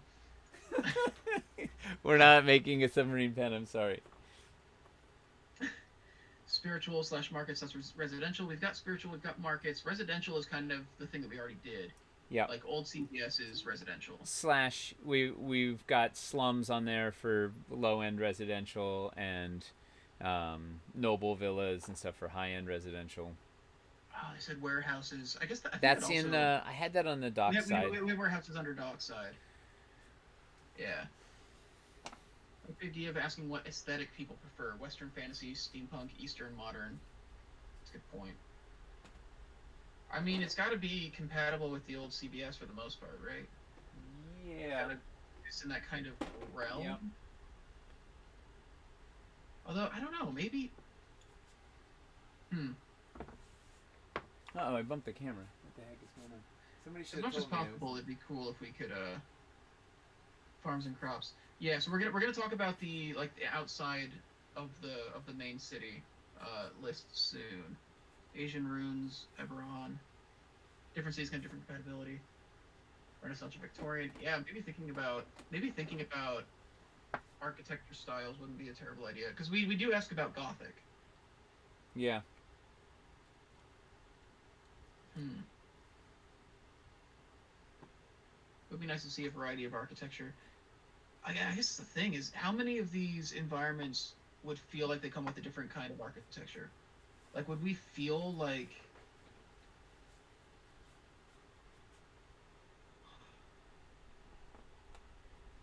This is such a complicated thing. Oh yeah. Together. No, it's gonna be outrageous. Like we're gonna, yeah. Japanese architecture, Chinese architecture. There's so much out there. When we're talking about the entirety of architecture that's existed in the world and in fantasy, there's so much. It's a little overwhelming. Yeah. Part of why we're doing this survey. Yeah. I think so far industrial is the main thing that it looks like we might want to add. And libraries is a really good one to put as one of the parentheticals. Yeah, libraries is a good thing to slot into something. I feel like it would fit into one of the environments we already have here, but we should have libraries as a specific. I can put it under the mages, whatever the one that has the Mages Guild and that makes sense. Artificers Workshop, Mages Guild Library. It's like, Yeah, nerd central. That's yeah. That'll share a lot in common. People want aqueducts and canals. Although I guess that's waterways, isn't it? Don't we have that? Yeah, waterways, canals, bridges, moats. Yeah. Got that on there. If you put water on this survey, you're gonna... But water appears in a couple of places, too. It's gonna blow up. Alright, the next one is actually a smaller list. Municipal buildings, mayor's office, constable's office. That would mayor goes in the or constable goes in the guard, whatever we called it, the guard areas. And then noble's estate kind of probably covers the other ones. Covers the Okay. next one, talking about outside of the main building. So this How was in the likely? city. So this is now. It's like, okay. So this is Yeah. what you tell us what you want, what you're interested in the city. Now let's go Brass outside. City, Limbo. Oh man, if we did the Brass City, that's a Oh, that's it's like such a this whole. it'd be so cool, and our For, sculptors would make it incredible. I don't think we can do Brass City right now. the 6 people that buy it would be really excited. Yeah, it's a cool environment, Yeah, it'd be awesome. but LED of freets and like there's. okay. How likely would you be to purchase each of the following city adjacent areas and buildings? So we're talking about stuff on the outskirts of the city, under the city, stuff like that. Let us know if this list sounds like it's missing something. Frontier Fort, Palisades, Mott's and Bailey's, Earthworks, and that kind of thing. Small village slash farm, things like thatched cottages, farm equipment, fences. Monster settlement, like monster huts, totems and trophies, cages. A traveling caravan or encampment, like wagons, tents, supplies, bonfires, livestock. Cellars and basements, a standalone expansion of existing dungeon, which would be an expansion of the dungeon stuff. Catacombs, which would be another expansion of the dungeon stuff. What if the Uh, catacombs? That yeah, sewers, which is an expansion to sewers. Burrows as an expansion to burrows. Uh, more ancient ruins as an expansion to the Wildlands ruins. Uh, farmlands. Wait, I think we've got farmlands in here twice. Farmlands and no hills. one. So one Pastures, is hills, so fields. one Oh, is one is farm villages and farms. The other is farmland and hills. So it's the terrain around the village, okay. pastures, tilled crops, gentle rolling hills, the mild lands, as it were. I'm seeing people put in requests in the chat that are the next two items on the list. The last two things are rivers slash rural bridges. So sculpted rivers slash stream tiles, banks, transitions, wood bridge. I mean, And nobody wants sculpted river tiles, right? I mean, I just why, sort of why would through that anybody on want? there as like a Why would joke, anybody right? want? Why, No, why would anybody want sculpted water? I mean, it's not like we Uh, sold a like bazillion deluxe waterfall packs or anything. yeah, though nobody liked the waterfalls. Yeah, Uh, it's a shame. and then the last thing is rural road slash. Stop using rural, please. Yeah, how do like you my mouth is incapable of saying rural. city boy? Did you ever watch 30 Rock? Oh yeah, rural No. roads, slash Rural? paths, dirt roads, footpaths, signposts. Have you ever seen? You ever watch 30 Rock? No. They have this running gag about this independent feature film that one of the actresses is in, that she's like hyping up a lot, and it's called The Rural Juror. And That's so your the entire nightmare. thing is just people going around going like the Rural Juror, and it's really good. Uh, no one will buy water. Rural bridges, such fortified bridges. You want all that too. I, yeah, we know that waterfalls like water is probably going to be like a massively popular option on here. Well, let's have seen. Would log cabins be under any of those categories? That's a good question. Yeah, frontier fort. I'd put log cabins under, Yeah, or village farmstead. yeah, that homestead. fits with just kind of small settlement. Yeah, Yep. frontier stuff for small villages. Yep. That works. Uh, mines equals earthworks. I think that's what it is. Yeah. So the frontier fort includes like earthworks. It's like a mining. I didn't expedition, put mines. I didn't put mines in here. Earthworks are those mounds with stakes and stuff that you use to fend off cavalry and whatnot. Oh, I had Um, no idea. yeah. I thought those were called scary fences. Yep. Also scary fences. Uh, oh, you can do the. Okay, so looking through this, does it sound like there's anything we missed? Yeah, so people have asked about mines. Uh, monster. We're not gonna do mines. So the my rationale. There is a method to this madness, and it's that the idea is that everything in here should be connected to buildings. And generally, mines aren't really connected to buildings. I mean, I guess there's a shed at the top or whatever, but mines are essentially subterranean things. So, like, catacombs is kind of a stretch, but catacombs are connected to graveyards and mausoleums, slash ruins, slash whatever, slash people been asking them for forever, and they're very city based. So the idea was everything was either city based or directly attached to, part of a building or building centric. Like we're building on buildings. earthworks are very important to wargamers. That's a really good point. That's a big scatter category. Yeah. That's a big scattergory. We've twice we've roughed up some earthworks and they've never made it. They keep getting cut. So maybe maybe this is their chance. Mines are the new water towers. We finally do rivers, then everybody just asks us for mines. Yeah. Mines would be a cave, and then you use cavern pieces. Yeah, I think it's the main thing with mines is I feel like mines would be something we did outside of cities. Yep. Mines will not appear here. Would something like trenches be covered in earthworks? Yeah. Okay. And I don't know how extensive and here's the thing is none of it. This is just a sort of pie in the sky, like, this is just a wild brainstorming here. So don't, like, we're just sort of listing every possible thing in the world, and I don't know what we're ever actually going to make, and what, like, we're, like, this is, there's a long ways to go here.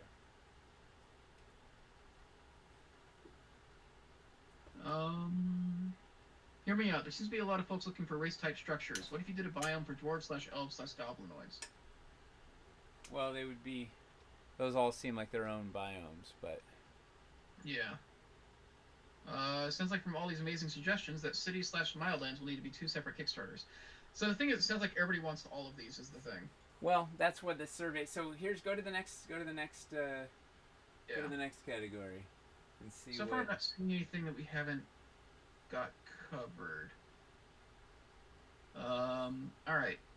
Choose the 3 types/styles of encounters you would build most often. Alright, so this is important. So this is a paired question. So we're going to go through this list and ask you everything most often, and then go through this list and ask you least often. So the idea here is now we're focusing in on, before you told us what you thought was exciting, now it's like, what are you going to use? What are you actually going to throw on your table a lot? Alright, so the choices are large city, like a street fight, a crowded marketplace, or a rooftop chase. A port settlement, like a shore invasion, a pirate hideout, or a dockside brawl. A rural village/farm. It's a village square, clustered homesteads, farmhouses, and barns. A war-torn settlement, so burning and crumbling buildings. Frontier/fortified area, like a palisade fort or an orc outpost. A large singular building, like a warehouse, a mansion, or a villa. A rural road and surroundings. Road and surroundings, like a road ambush or the Brigand's checkpoint or the beginning of the Lost Mines of Phandelver. Monster encampment, like a lizardfolk village or a bugbear hideout. An ancient ruin, like a fallen kingdom, a lost civilization. Beneath the city, so the sewers or catacombs. Or a landmark location, like a graveyard, a city park, a town fountain/clock tower, etc. So basically, any of you, does it feel like we missed anything here? So basically, the idea here was I was trying to categorize what are the sorts of encounters, not necessarily the specific locale, but the sorts of encounters that people are going to build on their table the most, right? Like, is it like one, like singular buildings, right? Are you building Strahd's Manor or the big, huge inn where there's a murder mystery, or the abandoned warehouse that they have to go in and, the Thieves Guild or whatever, like, or is it a cluster of buildings, like a village type thing, or is it a chunk of a city that you build most often, or is it like a specific thing in the city, right? Are you building the park or the whatever or whatnot? So I think we covered all the. Go down that list again really quick. Maybe we could skip maybe the parentheticals. Just what? Oh, somebody said shady alleys. Do we have that kind of thing? That would like, be. Do we have slums as like a thing? That would be. That is city, like street fights, or it would be. Oh, large city street fight. Yeah. Yeah, because that's like that's right. a whole style of build, right? Like, are you building out like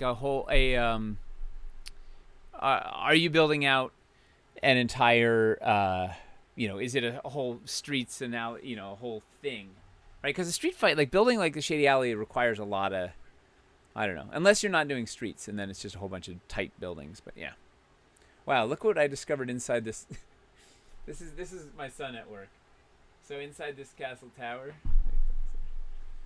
I discovered 1, 2, 3, 4, 5 arbalists, 1, 2, 3, 6 6 guards, and 1, 2, and 5, 6 buckets of arrows. That was like that's maximum the full lethal firepower in there. It's awesome. Yeah. So are there other types of city encounters that people would be likely to run aside from this list? And you can read down the list again real quick without the parenthetical, so it's fast. All right, a large city, a port settlement, a rural village slash farm, a war torn settlement, a frontier slash fortified area, a large singular building, rural road and surroundings, monster encampment, ancient ruin beneath the city, or a landmark location. Wait, I'm just gonna put like 9 questions that have rural in them for 9 answers. You're gonna name the next Kickstarter like Rural juror. Like how nicely that nest fits in the. a That is a very nice. Wow, yeah, that fits in there perfectly. Yeah.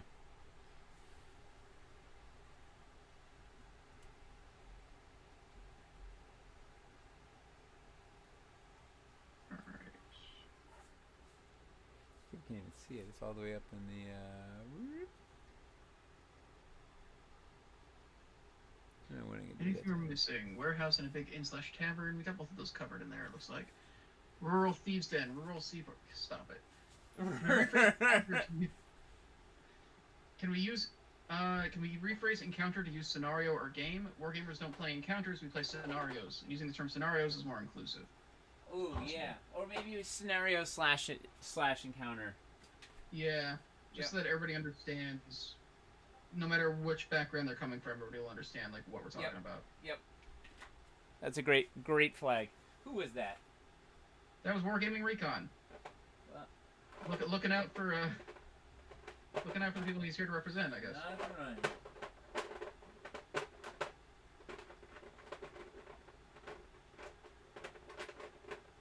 Let's you know what? Let's it's time for a giveaway, right? So let's give him Yeah. let's send Wargaming Recon a dungeon dressing pack also. He's literally asking in chat, "Do I win a prize?" Yep, one done. You got it. Ship it. Yeah. All right. All right, so I'll whisper him for that. All right, let me do that real quick.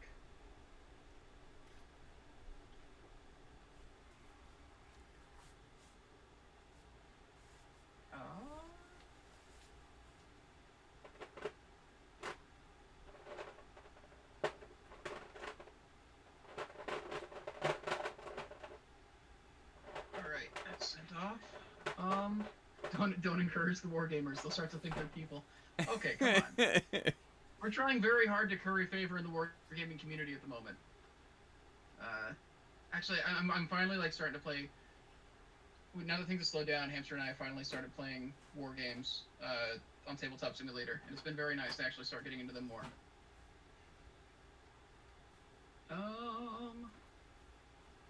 Let's see. Not to be a jerk, this put a smile on my face. My friend died yesterday, so this is nice. Oh, I'm sorry to hear that. Oof. What put a smile on their face? The giveaway situation. All right. You know what? I've got. Okay, we're gonna do one more giveaway, and here's what we're gonna do. Is this one also gonna be? No, this one's gonna be. We're getting bonkers tonight. I need. So this is completely self-serving. So, in my home game, my son's mount, he did Fine Steed as a paladin, and he has a giant porcupine that he rides on named Ouch, and and yeah. So but there's no, couldn't find any good stats for a 5e giant porcupine. So whoever can send the best 5e stats for a giant porcupine is going to win the final giveaway for the night. Wait. When are we gonna have the time to check all these stats? I don't know. I have to see. You know, we'll do it. You're asking them to make a stat block and send it over? Yes.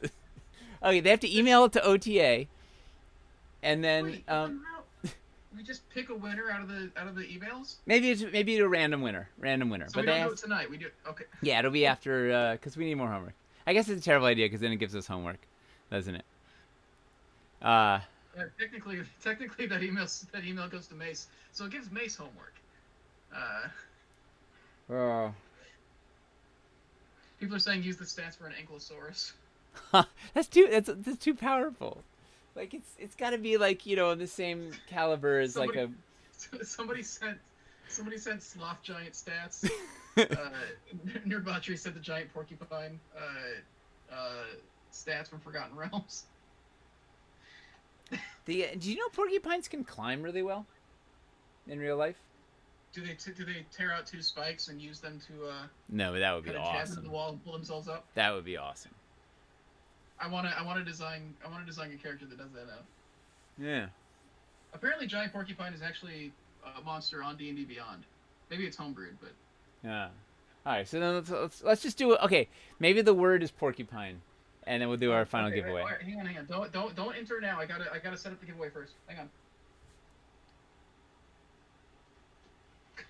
So the word's gonna be porcupine. So do you want it to have like any special abilities? He shouldn't be overpowered, but I was thinking like some sort of defensive, right? Like if someone attacks him with melee, like they suffer some damage because of the quills or That's fair. something. Maybe some kind of like lingering bleeding effect or something. Yeah, too much to keep track of. I just want to give him some damage and move on to the next thing. Mostly, he should be Okay. defensive, right? He's like just a very defensive creature, and he can climb because he's a porcupine. So maybe melee attacks against it. It gets an opportunity attack whenever it's melee attacked. Oh, like it has like multiple opportunity attacks. Yeah, either it gets multiple opportunity attack. Well, No, it's so too I guess powerful. the thing with that, if you want it to be a defensive ability, it can't really be It's multiple just like reactions. it's just be a passive. Like if you attack it, you take a D6 piercing or something. Or, I don't know. Yeah, I don't know. Yeah, I like the idea of it doing something to people that attack it. Yeah, and it's basically just sort of planters around, all spiky, but if you stab it, you're in trouble. And that's why you named him Ouch. I think that's the official Wikipedia description of the porcupine. Actually, They just wander around and then. it just wanders around all spiky, and if you attack it, you're in trouble. I love that he could have any creature, right? Just like it was like he's casting Fine Seed. I'm like, you can have anything you want. Like, what do you want something? He's like, I want a giant porcupine. I'm like, all right. I'm like, on the list of things that I could think of riding, a spiky, terrible thing was like the bottom of my list. I love it. It's like the free mind of a child. It's just further proof that children are like infinitely better than us. Yeah, and just have you ever seen a dragonborn paladin riding around on a giant porcupine? No. I hadn't actually thought about the fact that he was dragonborn, but that's actually really funny. It's really funny. He's huge. He's almost 7 feet tall. So I got this, I got this bear rider from Reaper. I'm gonna cut off the rider, and add. So okay, this is gonna. I can't wait to tell people in the office this. Yeah. So first off, I just want to tell people. Oh yeah, right. Have Porcupine. started, so if you type porcupine in chat, you'll be entered. North America only, I believe, or is it just U.S. only? U.S. only. So, do you know about my cat whisker collection? No, I don't. So I have a cat whisker collection, right? I've been harvesting whiskers from my cats for, I don't know, 5, 6, 8 years. Not like going out of your way to collect them, right? No, just like when I find them, I like put them in a place. I have a place because. Okay, I was gonna say like you just like wake up in the morning, and you're like, I feel like I want another whisker for the collection. Well, and the reason, so the reason is, and it's, I mentioned this at the office, and people looked at me kind of funny, and I was like, no, you don't understand. Like they're gonna be useful for something, and because there was a guy I LARPed with, Mike Marzilli, who played a like a Tabaxi type character in his LARP, and he made a really nice mask for himself. He poured the latex, he did a prosthetic and whatever, and he had this amazing whiskers. I was like, man, how did you make those whiskers? He goes, oh, I harvested them from my cat. And I was like, wow, that was genius. So, that was 20 years ago. And I was like, ever since, I was like, you know what? I better save whiskers because they might be useful for something. So I've been saving these whiskers for no idea why. This is what I'm going to use them for. I'm going to take this bear mini, and I'm going to take cat whiskers, and I'm going to glue the cat whiskers to him, right? Because a giant porcupine is basically just a bear with a bunch of, like, backwards swinging spines. And the cat whiskers are, like, the perfect, they're going to make the perfect porcupine quills. So I finally have, I'm not crazy, Chris. I'm not crazy. This is proof. There's a reason. past me You 10 were in years Phil ago, I House. knew I was going to need to mod a bear into a giant porcupine for my son's miniature, and now I have a reason. So we'll see how that turns out. Everybody's only crazy until it turns out they're a genius. Exactly. So save your cat whiskers is all I'm saying. Man. Um, So, yeah, I was looking at the chat. I don't think we ended up missing anything in that last all right, so question. let's go to the I keep next. forgetting that we're going through these questions. Yeah, well, that was kind of the point. Was right. It was kind of a fun activity to do while we're doing other nonsense. Oh, and then the next question is just the same categories, but it says which of these three would you build the least often? But it's Right. the And same. so here is what I was trying to do is give people hard choices, right? So you're going to be stuck. It's a list of how many things? It's like 10 things or 11 things in that category. Something. It's like Yeah, it's it's 12, I believe. 12 things, right? So you have to pick your top 3 out of 12 things, which is tough, right? There's going to be some tough choices there. You can only pick 3. So it should be hopefully a thing that will, people are going to have to labor over it. And then you have to pick your bottom 3, which should also then be fun, I think, because it's like, well, then what are the 3 least likely? Like, what are the 3 you don't want us to do? And that's what's going to be interesting. This was from Monty at Dungeon Dudes. Was like, he's like, we were asking people about what we wanted to write in our book, and they basically said everything. They're like, they wanted us to do 600 pages of content. So That's what I'm saying. Is the responses we were going through the list is everybody's just like, man, these all sound yeah, good. so you have to force people to prioritize, right? So it's like, what if you only have 3 things on this list? What are they? And then if there's 3 things you definitely don't want us to do, what are they? And then we play those lists against each other, and we should have some interesting data. Yeah. People are losing their mind. Why? There's like thinking of only 3, and it's like, Yeah. that's between both the interior and the exterior. Yeah, no, it's brutal. It's gonna be it's great. All right, what next? What next? After that, for the next Kickstarter campaign, which 3 areas/themes would you be the most likely to purchase? So this gives you another chance to get your top 3, but it's a different pairing. So previously those were styles of encounters, right? So are we focusing on big buildings? Are we focusing on cluster buildings? Are we focusing on specific things? Where now this is more like a biomes question, basically. Like what are the biomes that you'd be most interested in, and what's the list? And just to keep you on your toes, it's like kind of it's a bunch of the same stuff kind of scrambled up into different bits.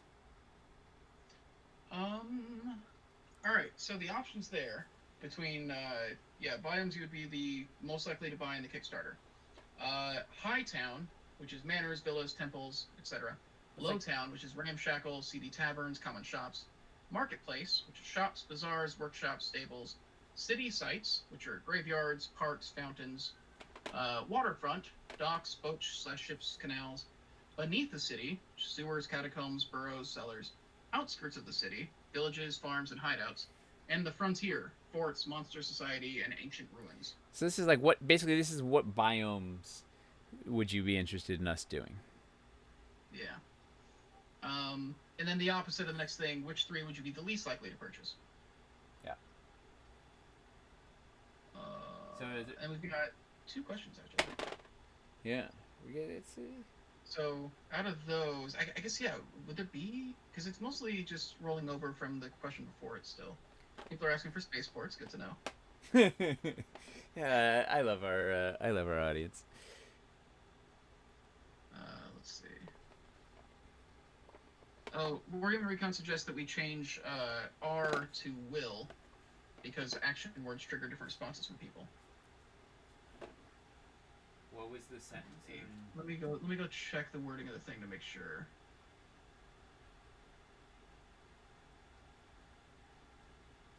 Let's see. Yeah, I think he's just saying to take more active. Yep. Language, I guess. Marketing 101. Oh, use the word are or will instead of would. So instead of saying which one of these would you be the most interested in buying, it's will which one you? of these will you buy? Yeah. Which one of these are you going to buy? I see. the opposite, yada yada. All right. Which aspects of the city builder terrain would you like to change? One for five, or one for least, five for the most. How do I keep saying one for five? I don't know. One for the least, five for the most. Those rural numbers. You're getting me. Rural. Yeah. Let's see. So a lot of options here as well. More options for creating interior rooms and halls. More variety in the style and architecture. More irregular shapes to the buildings. More variety in the pieces. I prefer faster building over total modularity. I prefer the building floor grid not to be offset by a half inch. Transitioning from buildings to street slash ground slash battle mat. Easier to build multi-story buildings. More and larger roof options. More ways to join multiple floors together.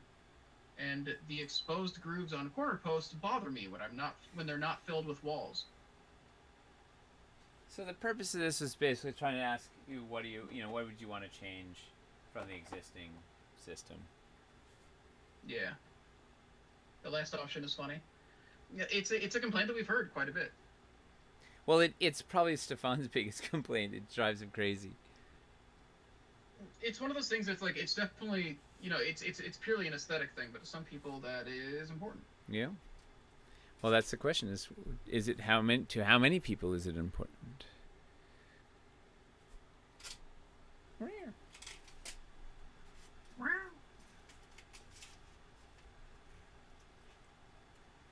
I was on a stream playing Among Us with some of my YouTuber friends a couple weeks ago, and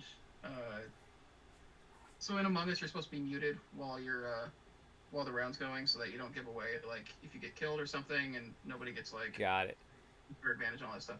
So everyone's supposed to be muted, and so my cat has a tendency, whenever I'm doing anything important, she tends to steps on the mute button. Well, no, she just tends to sit next to me and meow over and over at me, or she'll sit outside of Tyler's closed door if he's asleep, and she'll just meow over and over again outside his door. And so I'll like meow back at her to like make her feel less alone sometimes. See, and so at one point, like in the middle of the round, like she's like going crazy in the next room, and so I just go wow, and then like 2 seconds later I hear, "Chris, you're not muted." And it was, I love it. It was entire, like, on stream and all that, and it was rich. It was very good. We should probably roll this giveaway. It's been up for a bit. I don't think anybody else is submitting. Do it. So let's see. So if this is the last call. If you haven't entered the giveaway yet, just type porcupine in chat and you'll be entered. And I'm gonna roll this thing. Elven tree villages are pretty sweet. Yeah. We're not doing that rural. Yeah, we're not getting that rural. It has to be like in an actual like civilization. We're in the Mildlands. Well, elven villages are civilization, but not. It's too far out into the. It's too far out into the wilds. Yeah. Moria. People really want mines. Yeah. Well, that's a whole nother. It would have to be an entirely different thing. Is the main thing. It's more. So, was there anything we missed from that list? It didn't feel like it. Well, because the last list, I don't know. Were there any concerns with CBS that you guys didn't hear brought up in the last thing?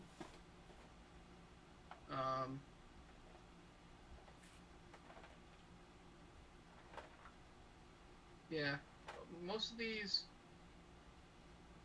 Well, Frun says most of them seem like they're kind of leading questions, and that is part of it. Is these are all things that we have heard from people, and so we're trying to evaluate how many of these complaints that we've heard from people, like I guess how prevalent each of those complaints are, basically.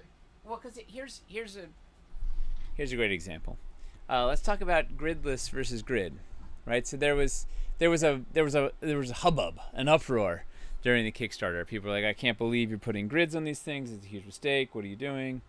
I don't want grids. I don't want grids." Yeah. So we said, okay, we'll make some non-grid stuff. The gridless stuff has sold abysmally in the Pledge Manager. It's not even close. Yeah. Yeah, so it's just a sort of example that just because one or five or 10 or even 20 people are saying a thing, it doesn't mean the 3,000 other people necessarily think that. So we've had people mention or talk and complain about a lot of these things, and some of them we think are big problems. But I'm curious to see if see what if we can get a couple thousand people to answer, how many of them agree or disagree with any of those. Yeah. And Vocal minority. Well, yeah, that's one of the things is like out of all the people who buy our product, like the people who are then active enough to be constantly giving us feedback, um, is still like a very small yeah, percentage of people who actually buy and use the stuff. And you guys are basically the largest focus group we get on a regular basis. Um, Obviously, the Kickstarter surveys are probably when we get the most concentrated feedback from like the most people.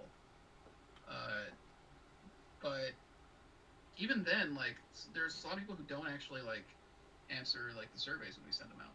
that is true. Um,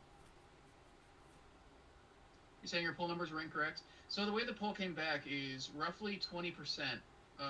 When we asked about grid versus gridless, roughly 20% of the Kickstarter poll that we sent out said that they would buy uh, gridless and not gridded. And so we But made it was that. it was 20% of a third of the backers or something, or 20% of Yeah. 40% of the backers or whatever it was. But and then another thing to keep in mind with it as well is people who, because the change, because what it was about changing uh, gridded to gridless. It was also people who wanted gridless had more motivation to show up Yeah. and fill it out. Well, and Uh, here's the thing is that people, it's easy to say in a survey that you want a thing. It's a different ballgame to actually spend the money to buy it, right? So yeah, that's the thing.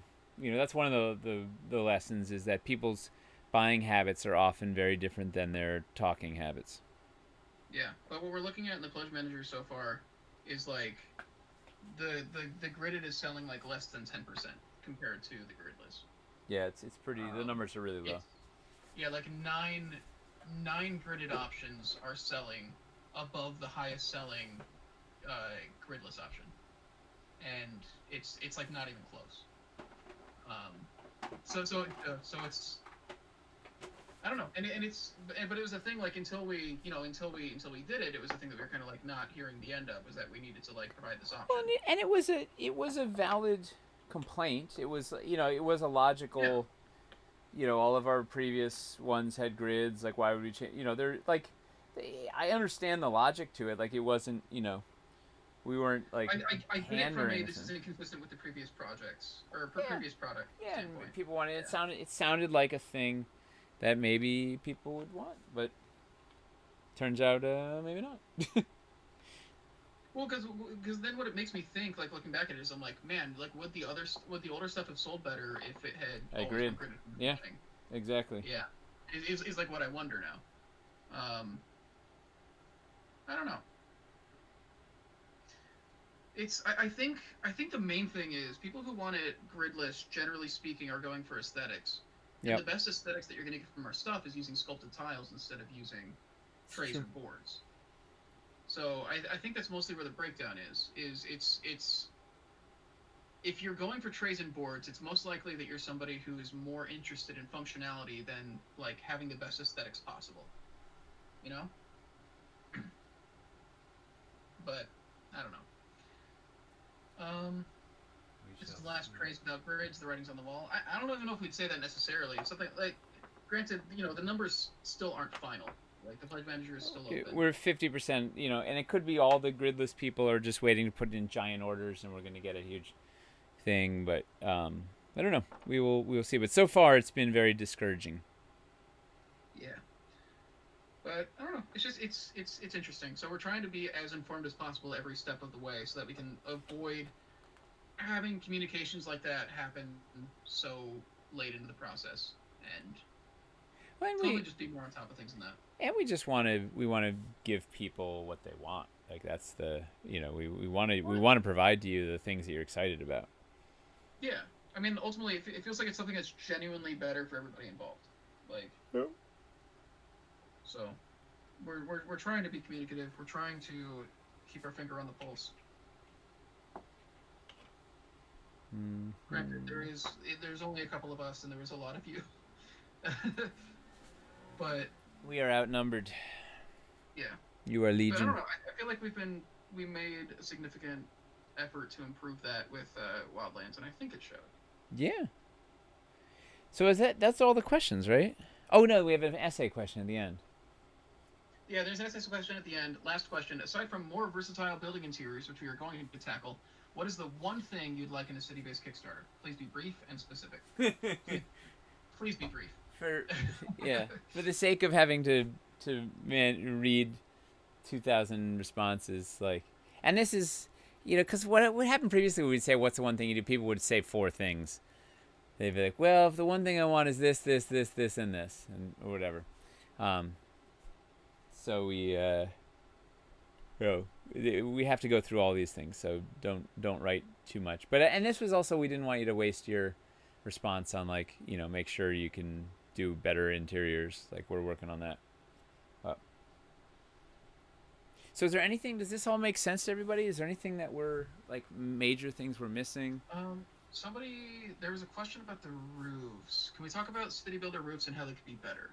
Sure. Do we have roofs in there as a choice? Yeah, there's. I have people say that we want more roof options. Oh wait, it is in there. More and larger roof options is on the thing. What is that? What's their feeling on roofs? As I'll tell you, Yeah, if you have challenges. Vertex artists, if you have something specific you would like to say, Well, yeah, go ahead and put it in there. Better roofs for large buildings. Okay, that Yeah. makes sense. That's Basically, literally like, the if that's you do combine a lot of rooms to make it a long thing, the roofs aren't great for that. yeah. The problem, the challenge with the roofs are they're really expensive and not everybody needs them, right? So like if you're just doing interiors, you maybe don't care about roofs, and they jack up the prices of pledges a lot and whatever. But if They're you're one of trying to those build a things that, village and stuff, you really need them and want them, and they're a great way to reveal things and whatever. But roofs are tricky mistress. they're one of those things that are almost entirely aesthetic, and like it's very rarely that a roof is going to be like a necessity to have for the game table. No. But it looks But it looks awesome. really Yeah. yeah. And I tried, Um, I made the Assassin's Perch back in KS3 in original City Builder to try and make the roofs gameable. So it was this, that little magnetic perch that you could move around, so you could use it as a mini stand if you wanted to chase across the roof. You have a couple of them and whatever. But we did yeah, we've had our monk. We've used that little thing to let our monk like run up roofs and stuff. yeah, To that's exactly what it was designed for. Yeah. So there is, there is that, but for the most part, yeah, just uh, compared to the interior, the roof just sees so little use. How did roofs sell? Oh man, I don't got those numbers on me. So roofs sold pretty well. They were really problematic in the pledges because they like lower level pledges. We put them in lower level pledges and it really raised the price a bunch. But they sold well. People like roofs. People like having a roof over their heads. Go figure. Um, we should think about wrapping up. Do we do our drawing? Yeah, let's draw.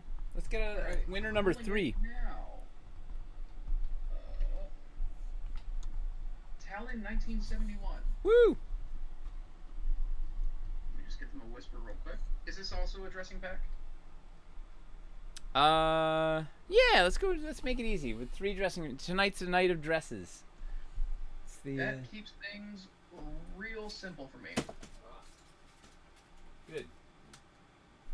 I'll find somewhere else to make it complicated.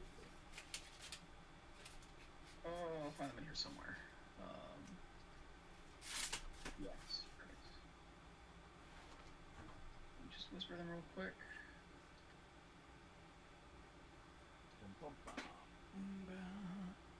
Oh, you know what I can do? I'll do a little walkthrough of this. So, do we have any parting thoughts from the people about Oh yeah, let me find this Vertex. I asked them to survey? send more specifics. Oh wait, they said that just like large. Yeah, Yeah. people are just saying like basically like large roofs Yep. are difficult. Yep. Agree. A good balance between aesthetics and usability. I guess that's the unfortunate downside to that thatch roof we showed before is it's not incredibly modular. It's not modular at all. It's just a special effects. It's a cool It's special a effects really roof. cool looking thing, but you can only put that on one size Yep. building.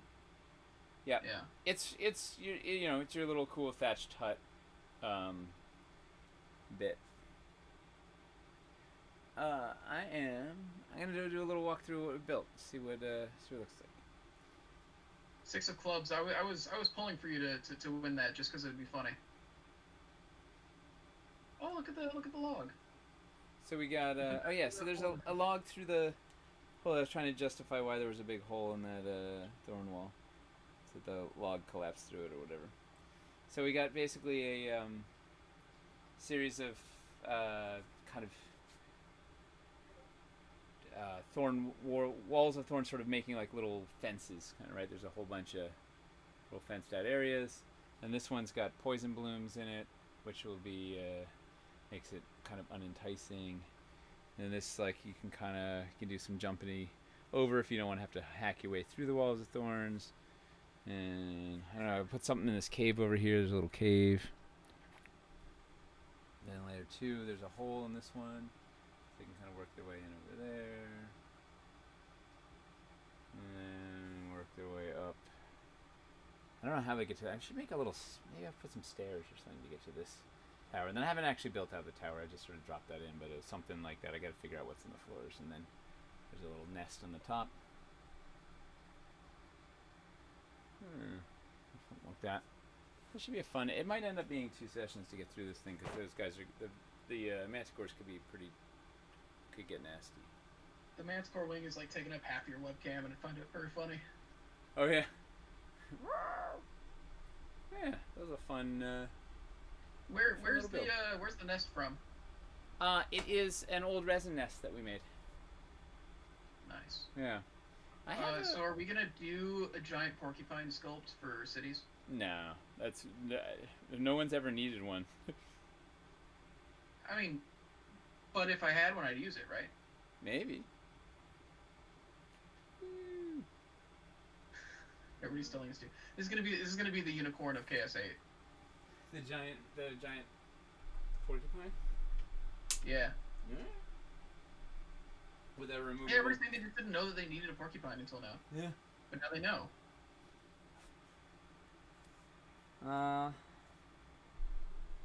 Yeah.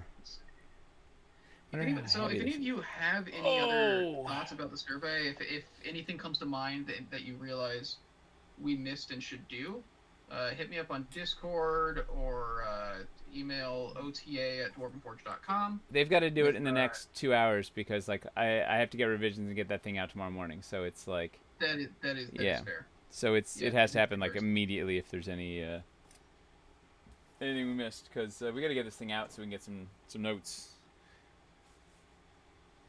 Yeah, it's a very good point. Oh, man. Yeah. Oh, some people with really good names followed us recently. Yeah? Like who? Yeah. VFX Lifeguard. That's an J awesome. Ninja Kitten. I mean, who doesn't want to be J Ninja Kitten? It's a really good one. It's a very good name. Cool. Well, let's take this thing home. Big Bad Voodoo Daddy followed us. The band? Yeah. I don't know. I'm assuming it's the band's official Twitch account. It's probably not. No. Similar to we don't have the Dwarven Forge account. Yeah. 4 million during KS8 means giant porcupine. We'll make it a resin collector's item. How about that? Yeah. Too many fragile resin doesn't do well with fragile little spingles. Quills. Are those Dread Hollow or Wildlands terrain trays? Those are Dread Hollow, right? All Dread Hollow. The only Wildlands I have one Wildlands piece in here, which is I use the 6x6 flat floor up at the top, but but I could have just done it with the 3x6s. And I have a couple of Plaguestone, the logs, the curved thorn walls, the thorn wall arches, the thorn walls with a hole in them, and the poison blooms are from Plaguestone. Everything else is Dread Hollow.